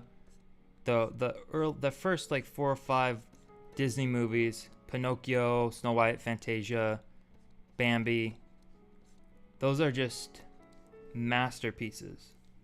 They have held up to the test of time. The animation is still unbelievable. They were so ahead of their time. It's crazy to think, like in the late 1937, Snow White came out, whereas just 10 years before that, they did Steamboat Willie. The amount of progress they made in such a short amount of time, it's just mind-blowing. And Fantasia is a huge influence for me with color design, especially the Night on Bald Mountain scene. Just with just the overall mood, the sky designs, the colors. Huge influence. I watch that pretty often. And then like I guess more like anime type movies, of course, all the Studio Ghibli stuff, particularly the older stuff like Castle in the Sky, throughout to Princess Mononoke and Spirited Away. Those are kind of my favorite ones. And then of course Akira, which I really like as a mood piece. As someone who's read the manga 3 or 4 times, of course the story almost feels like a trailer for the manga. But if you just watch it as a mood piece, it's this frenetic, crazy explosion of creative animation energy. And the soundtrack is equally as good. You can't imagine another soundtrack. It just sounds like these heavy guys with terrible asthma going da da ah ah da da ah. It's really interesting.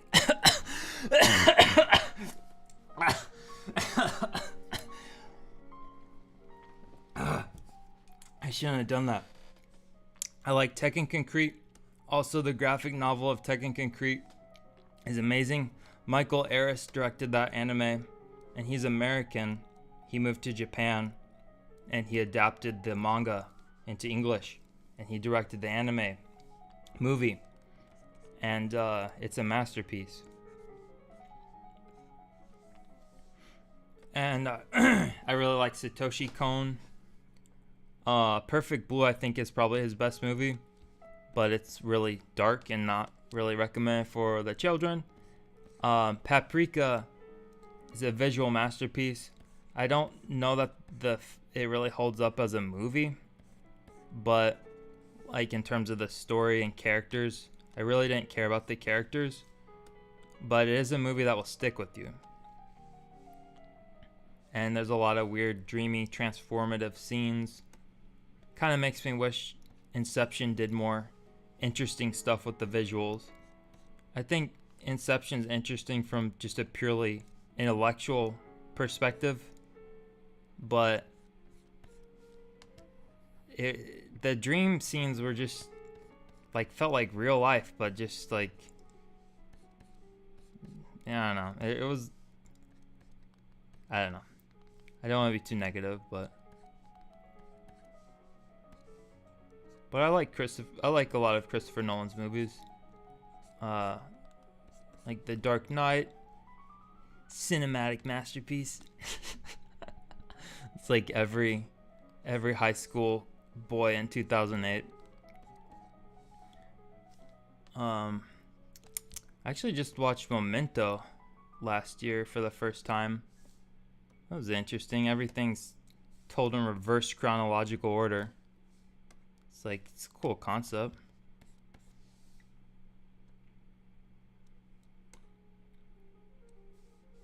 I'm starting to hit a brick wall in my brain here. Might need to take a breather.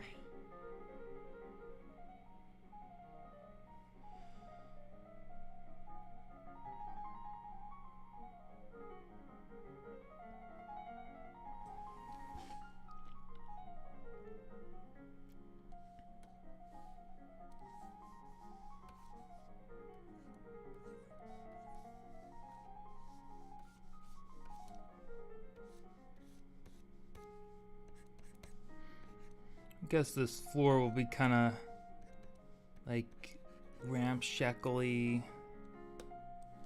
type metal platforms.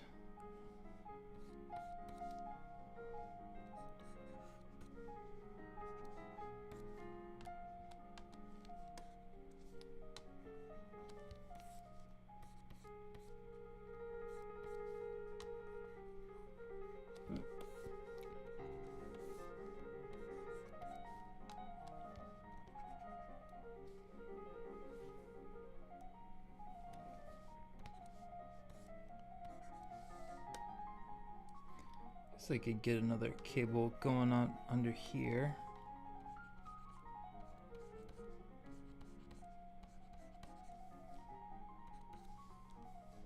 Maybe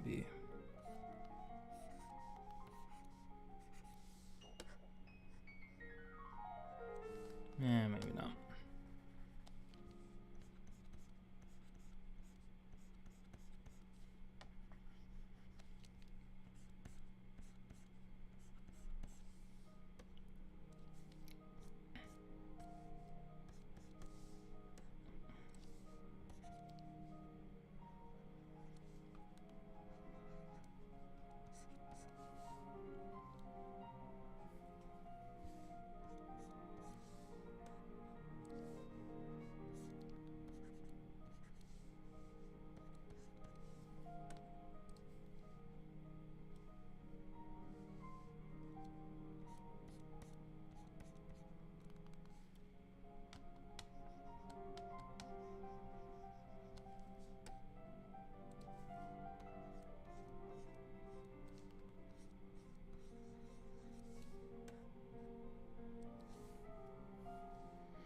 I'll have another light over here.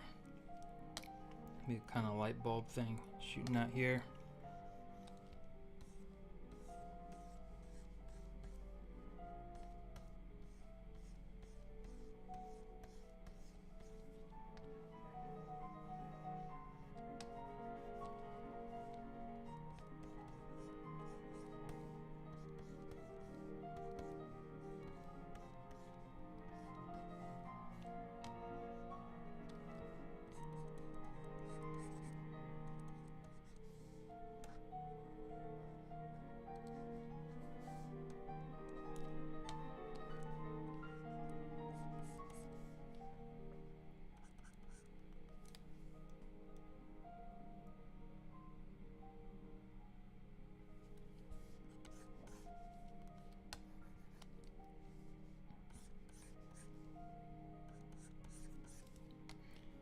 How do people find these live streams? Does it just show up? This is the only second time I've done this.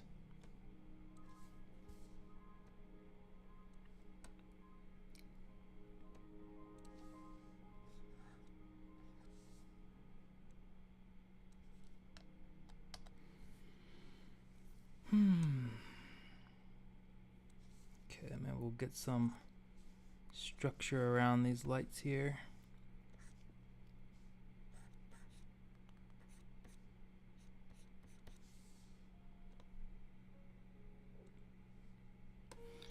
Thank you for watching. Thank you for the hearts. Thank you for the things. You are popular. Ha, I don't know about that. I don't know if I detect sarcasm in there or not. But either way, thank you for watching.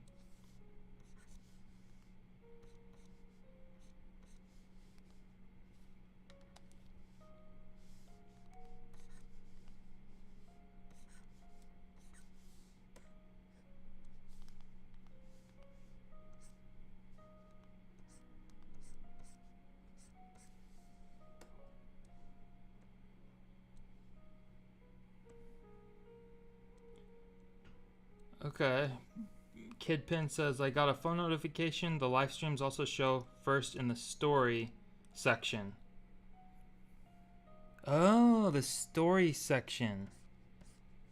So it's like if you were posting a story. Because I hope, like, ironically, I hope people aren't getting notifications for this. I just hope it's just in the story. Because, like, I don't know. I wouldn't want to get notified whenever someone's going live. But that's just me. No sarcasm, love your art. Oh, thanks.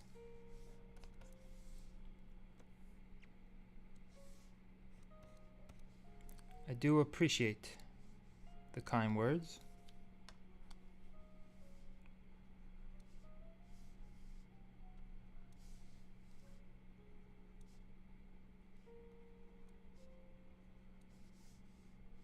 I don't know if I like that there. Let's see here. This monitor is very extra, as the youngins say. Just have all this technology going around this little monitor here. Maybe in the future things become super the opposite of advanced, like super inefficient just to run a computer monitor, you need all this extra technology.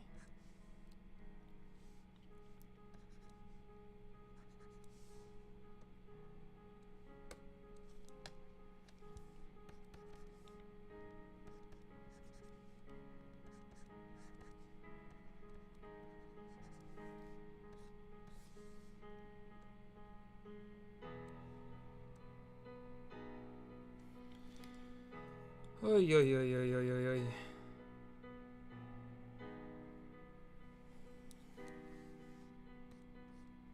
And we'll have this little pipe going underneath this big pipe.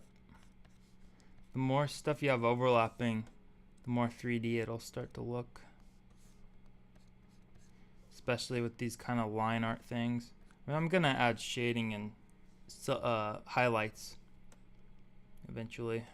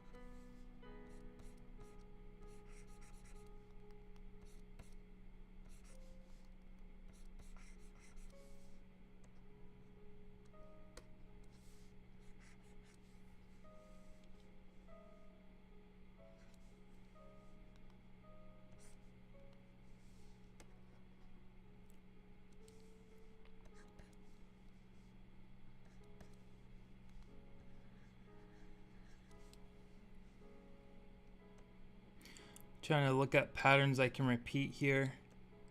So like, I know I have this thing right here, this little light, and then I have a light up here that looks quite similar, and there's this little pipe connecting right here. Oh, is that showing up? Ah, let me retry that conversation. I have this light right here, and then this light right here, which is like the exact same shape. But then I have this little pipe coming into it.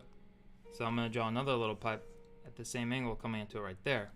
So I'll have a little echo.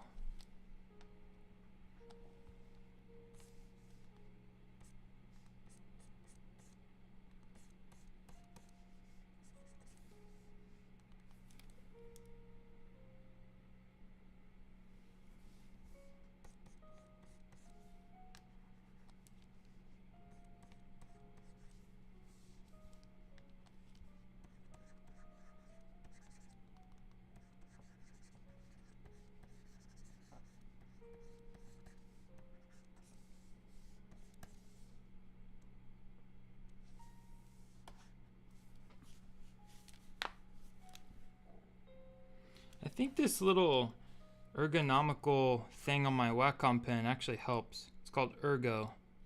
I just put it on today.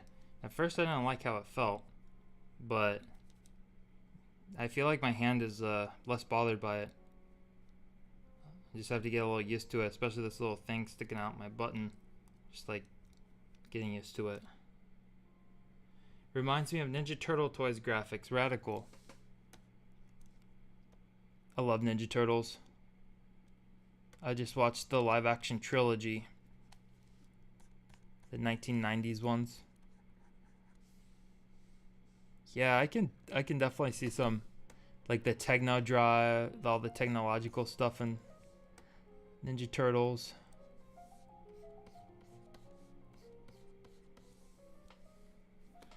Hey, thank you, Jacob Real. I appreciate the kind words.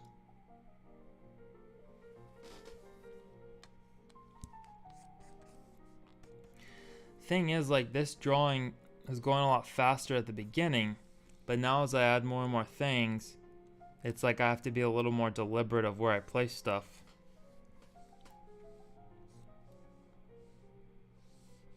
It's like the very beginning is sometimes the hardest because you're just getting the composition in. Then you have a middle section of a drawing where you're halfway through it and things are really starting to glide by. You're making a lot of progress really fast. But then as you get to that final 10 or 20%, that's when you hit a brick wall. Sometimes that's when you should take a walk, get some blood going into your brain, refresh the mental creative algorithm. I might be hitting that point.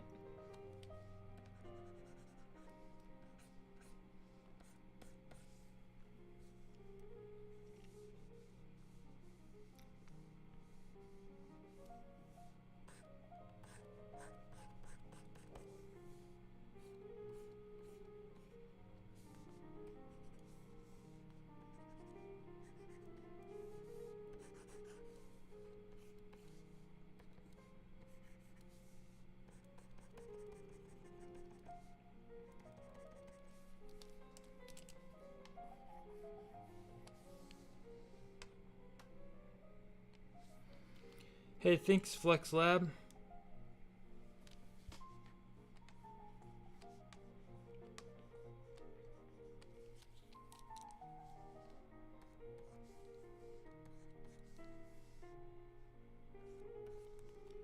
If I ever get a printer, I would like to also start making prints of my art and also get like a circuit cutter thing for stickers to put little bonus stickers in. But right now the thing I'm working on also is a little animation of this little rainbowy cat creature. It's gonna be flying, and I'm drawing that on 10 cardstock that can take Copic markers.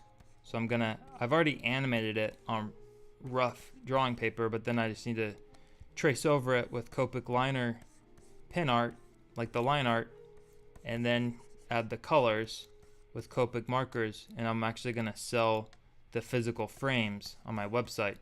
First time I've ever like offered my art for sale, physical art, I mean. But I want to start doing some more physical animation, because be kind of cool, I think, to have like an actual frame, an actual drawing that's in an animation.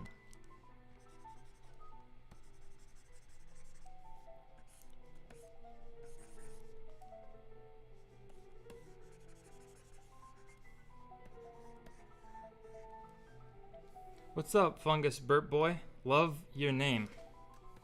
Fungus Burp Boy.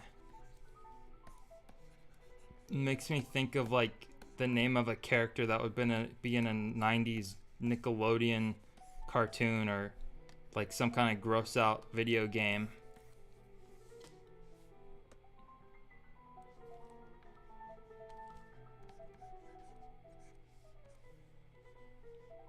Although yeah.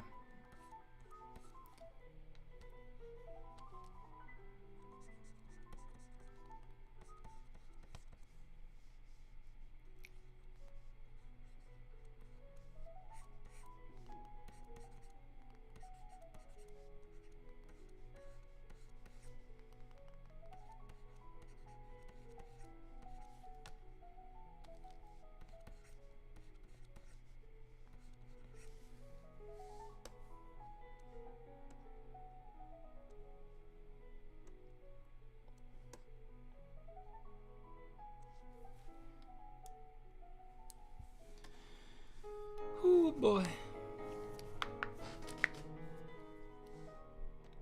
Oh, I can't comprehend anything.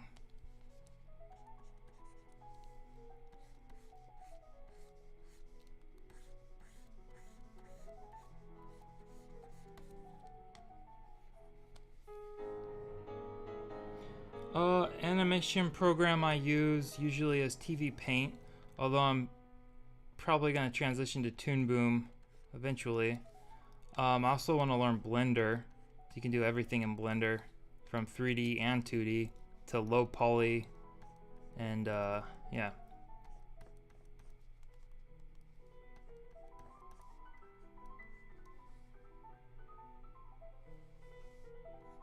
But the program I'm working on right now is Clip Studio, just for doing background art stuff. Although you can animate in Clip Studio, I've just never tried.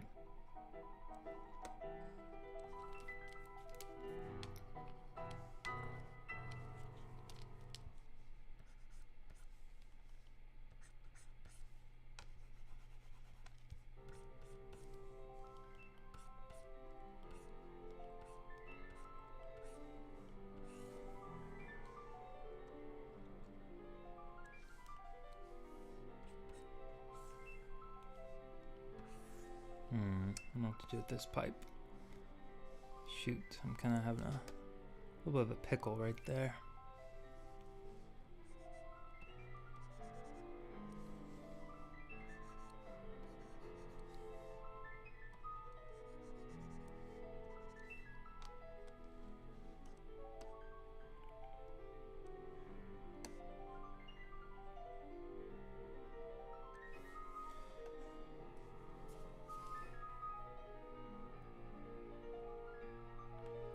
I super want to try Procreate. Yeah. I just don't have the proper equipment. I'm on an Android Galaxy something or another.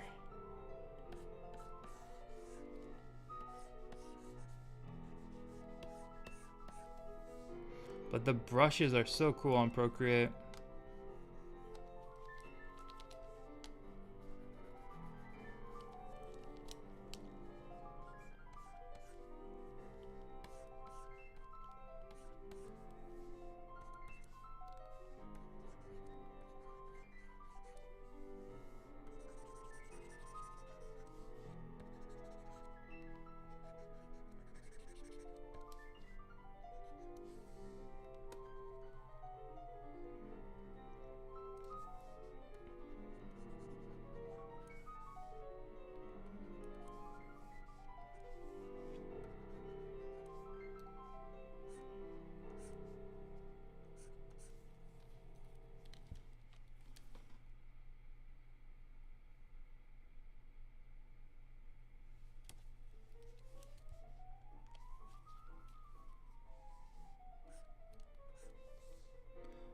Do, do, do, do.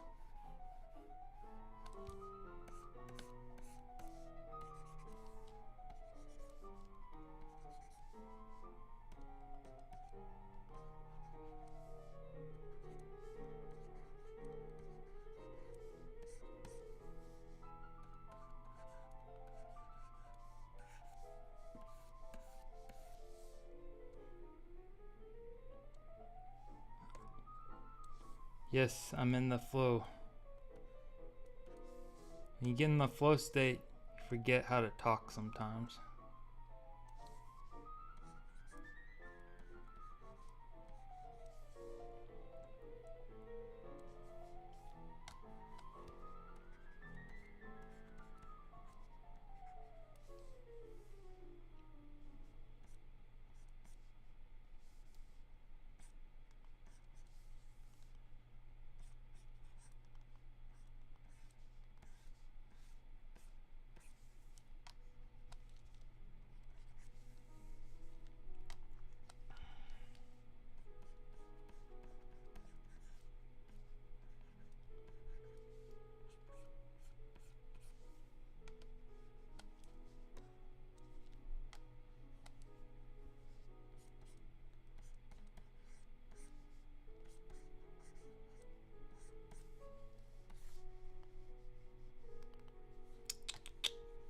Shoot, maybe I should have it go up here.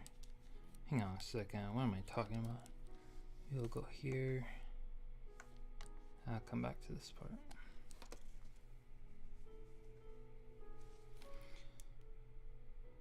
Hebo Gilly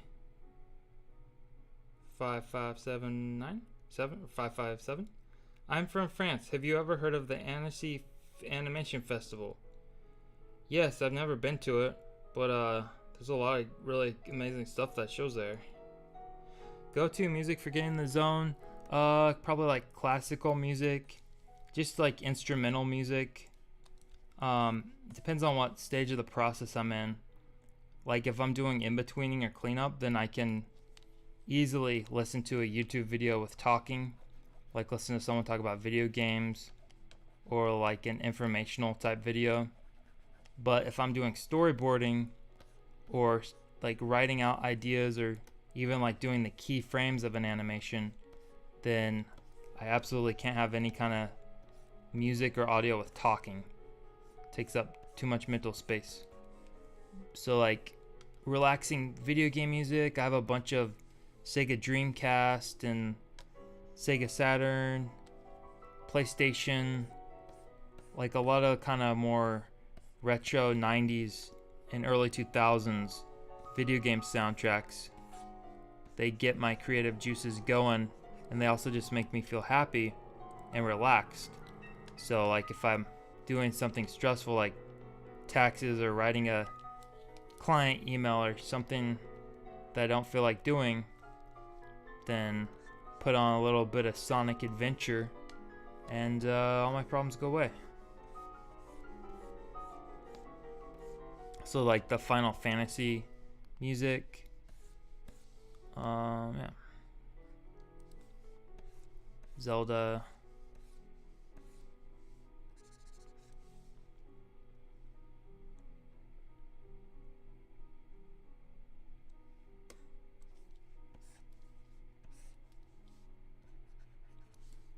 Get a little bit more information on these 3 lines down here. Get a little curve going.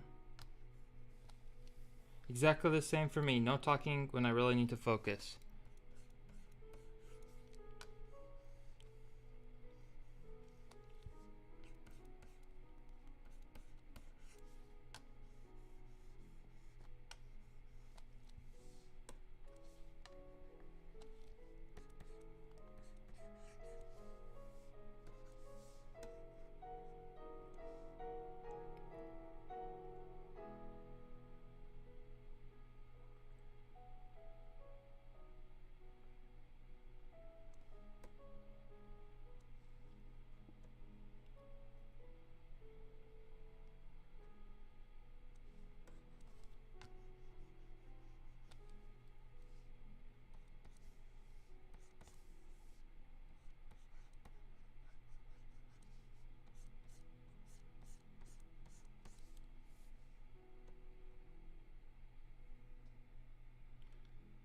I highly recommend you check out the Space Wave channel, especially the Blade Runner themed ones. Nice retro 80s futuristic sounds, but chill. Space Wave. I feel like I've heard of that. I know there's like a ton of genres that end with wave, like chill wave, vapor wave, slush wave, space wave.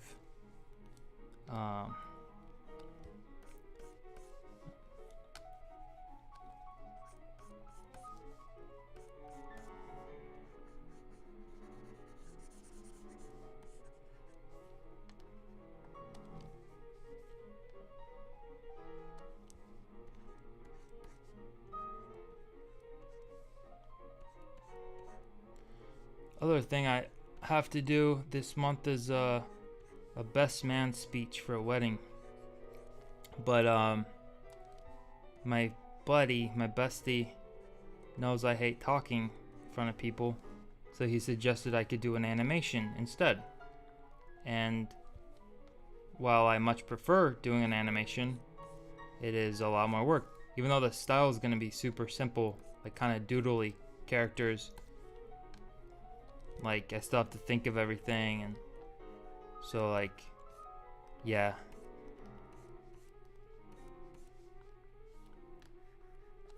But again, I'd rather do that, just get the animation done, and then not have to worry so much about being on stage and talking in front of people. I just can't do that. I know my limitations, and that's something I guess I could learn how to do, but I ain't got time for that right now. So I'll just invest 500 hours into making a animation for my bud.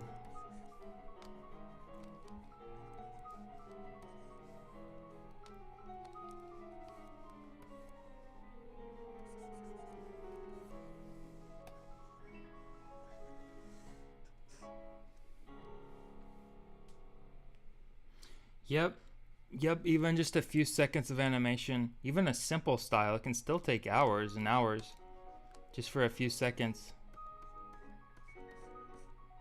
Because it's not just that you have to animate stuff, you have to design the characters. If there's a background, you have to do that.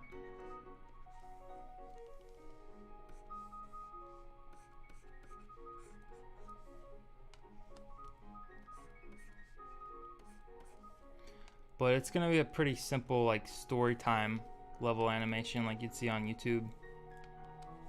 Just like a few frames for each movement, like an anticipation frame, and then a stretch, and then an overshoot, and then the keyframe that the overshoot settles into. Maybe a lot of just held poses, maybe some line boils to make it look like it's animated more than it really is, but it's really just like still images.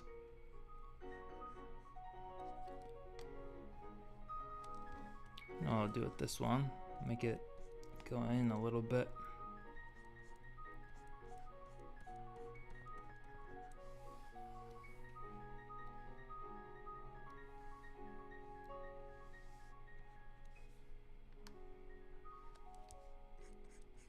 Yes, best of luck and thank you. Big thanks. At least public speaking will be off your bucket list. Yeah, I just hope no one says like speech, speech, speech. Luckily there's two best men, and the other best man is doing a speech. So it takes a little bit of pressure off.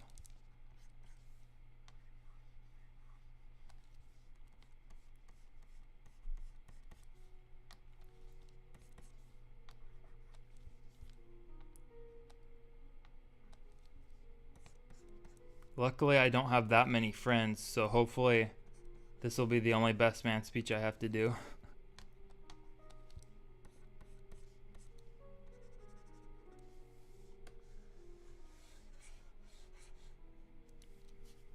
Most of my friends, unfortunately, have gone crazy. Except for me and my best friend that I'm doing the speech for. Somehow we ended up okay out of our little group of friends growing up.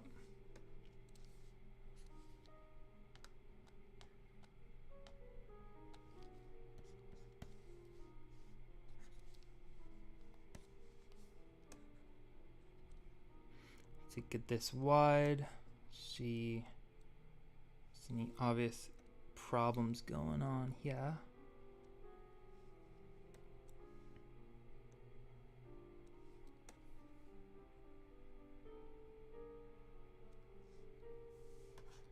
Give it a little save. I've been shaving every day. Actually feels pretty good. Ooh, I used to have kind of crazy hair.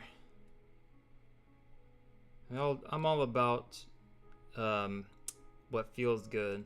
I'm purely utilitarian, pragmatic when it comes to my style sense. I don't believe I've ever bought my own clothes either. I just get clothes that show up for my birthday, or my brother's handmade me down clothes. What's up, MCHNGTS? How time flies. We had a chat on the comments of a YouTube vid I had about 12 years ago. Wow. I hope it wasn't one of the was it one of your vids or one of mine?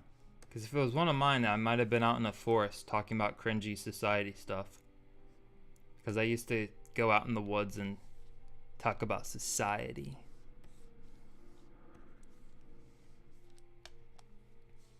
I've privated a lot of those videos, but I kept some up just because it's kind of funny.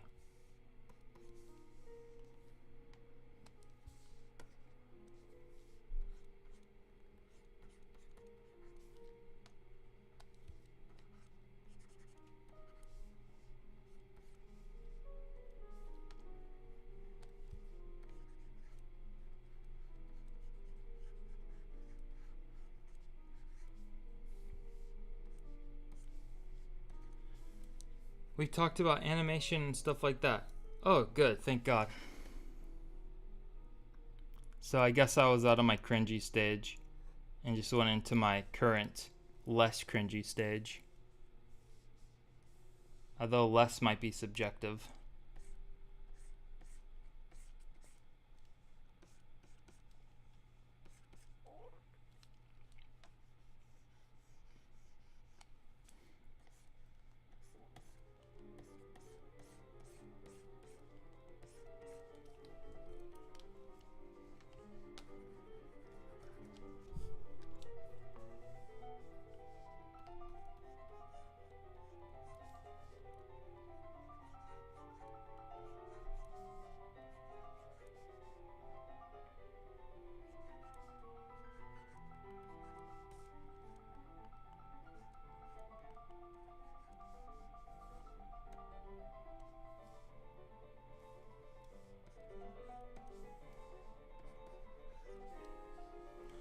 Doobie doobie doobie doo. Do. Can't tell if I'm doing something stupid. These pipes here. Ah, shit. Do I don't know. I don't know if you saw my last message, but I have to go. It's late here in France. Anyway, thanks for the awesome art, encouraging people to learn more about animation. Awesome. Thanks so much for stopping by, Fex Lab. Hope you have an awesome day. And thanks for your comments. Check my prof if you want. Haha, def have evolved since our chat.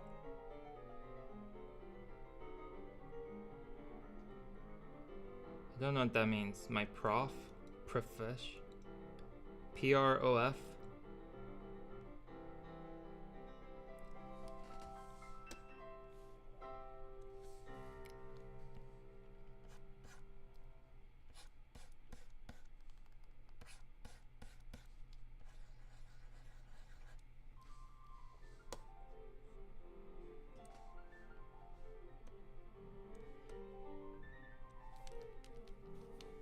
Oh, profile.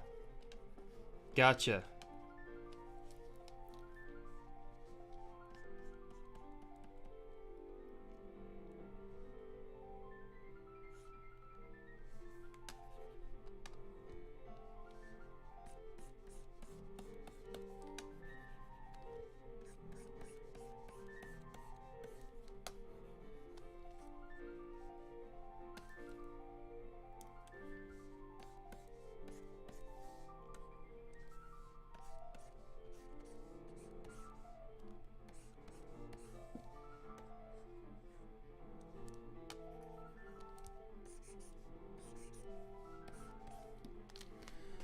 Whew.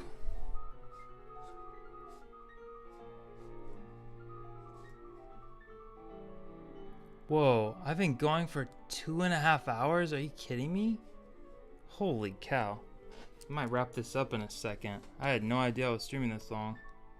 But yeah, I'll definitely have the finished thing on my Instagram soon.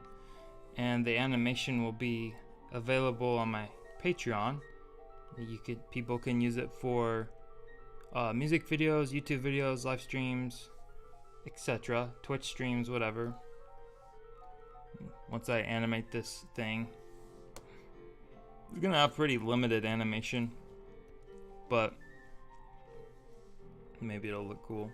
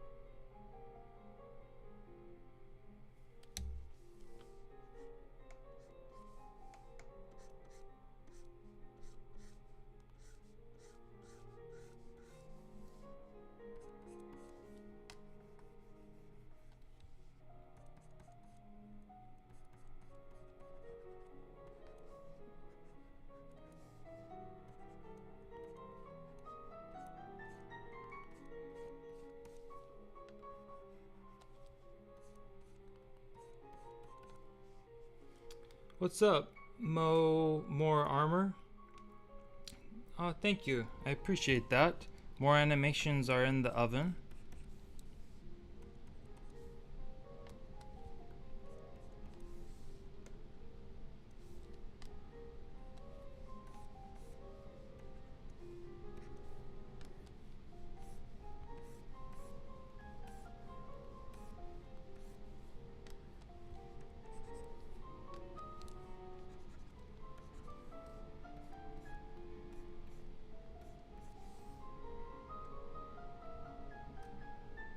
This is gonna be a nightmare to clean up.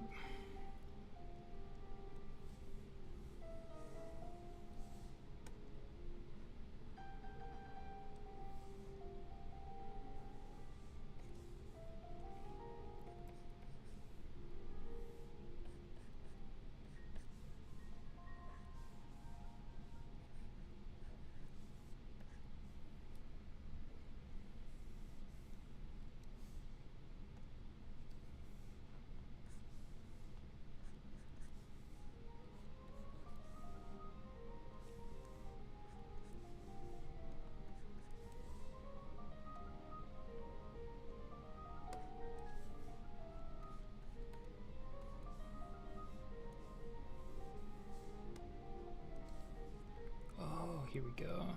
Get this one going up here. We'll go like this.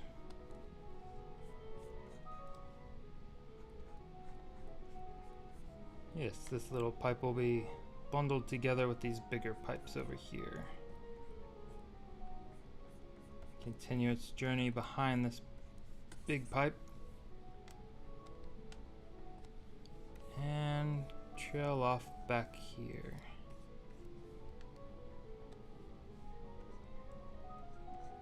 And go down like this.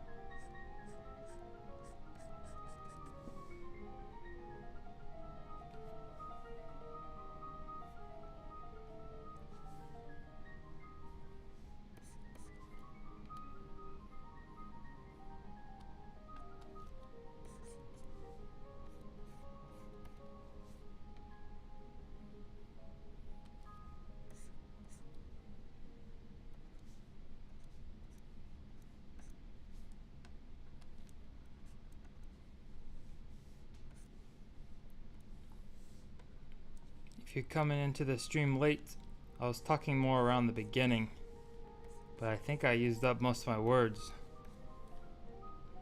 But I'll try to respond to anyone if they say anything. But in terms of me coming up with organic things to say, I've reached my 500 word limit for the day.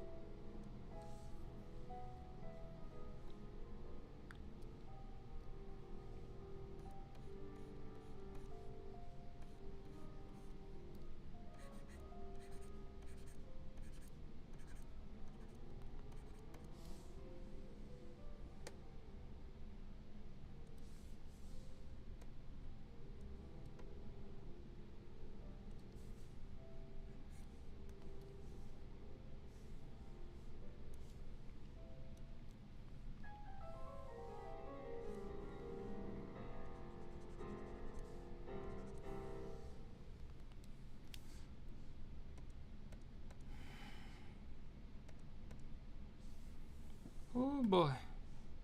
Okay, I think I'm done. Thanks a lot for watching, and be sure to check out the other animations on the channel, and I'll see you in the next time I do one of these things. Alright, peace out.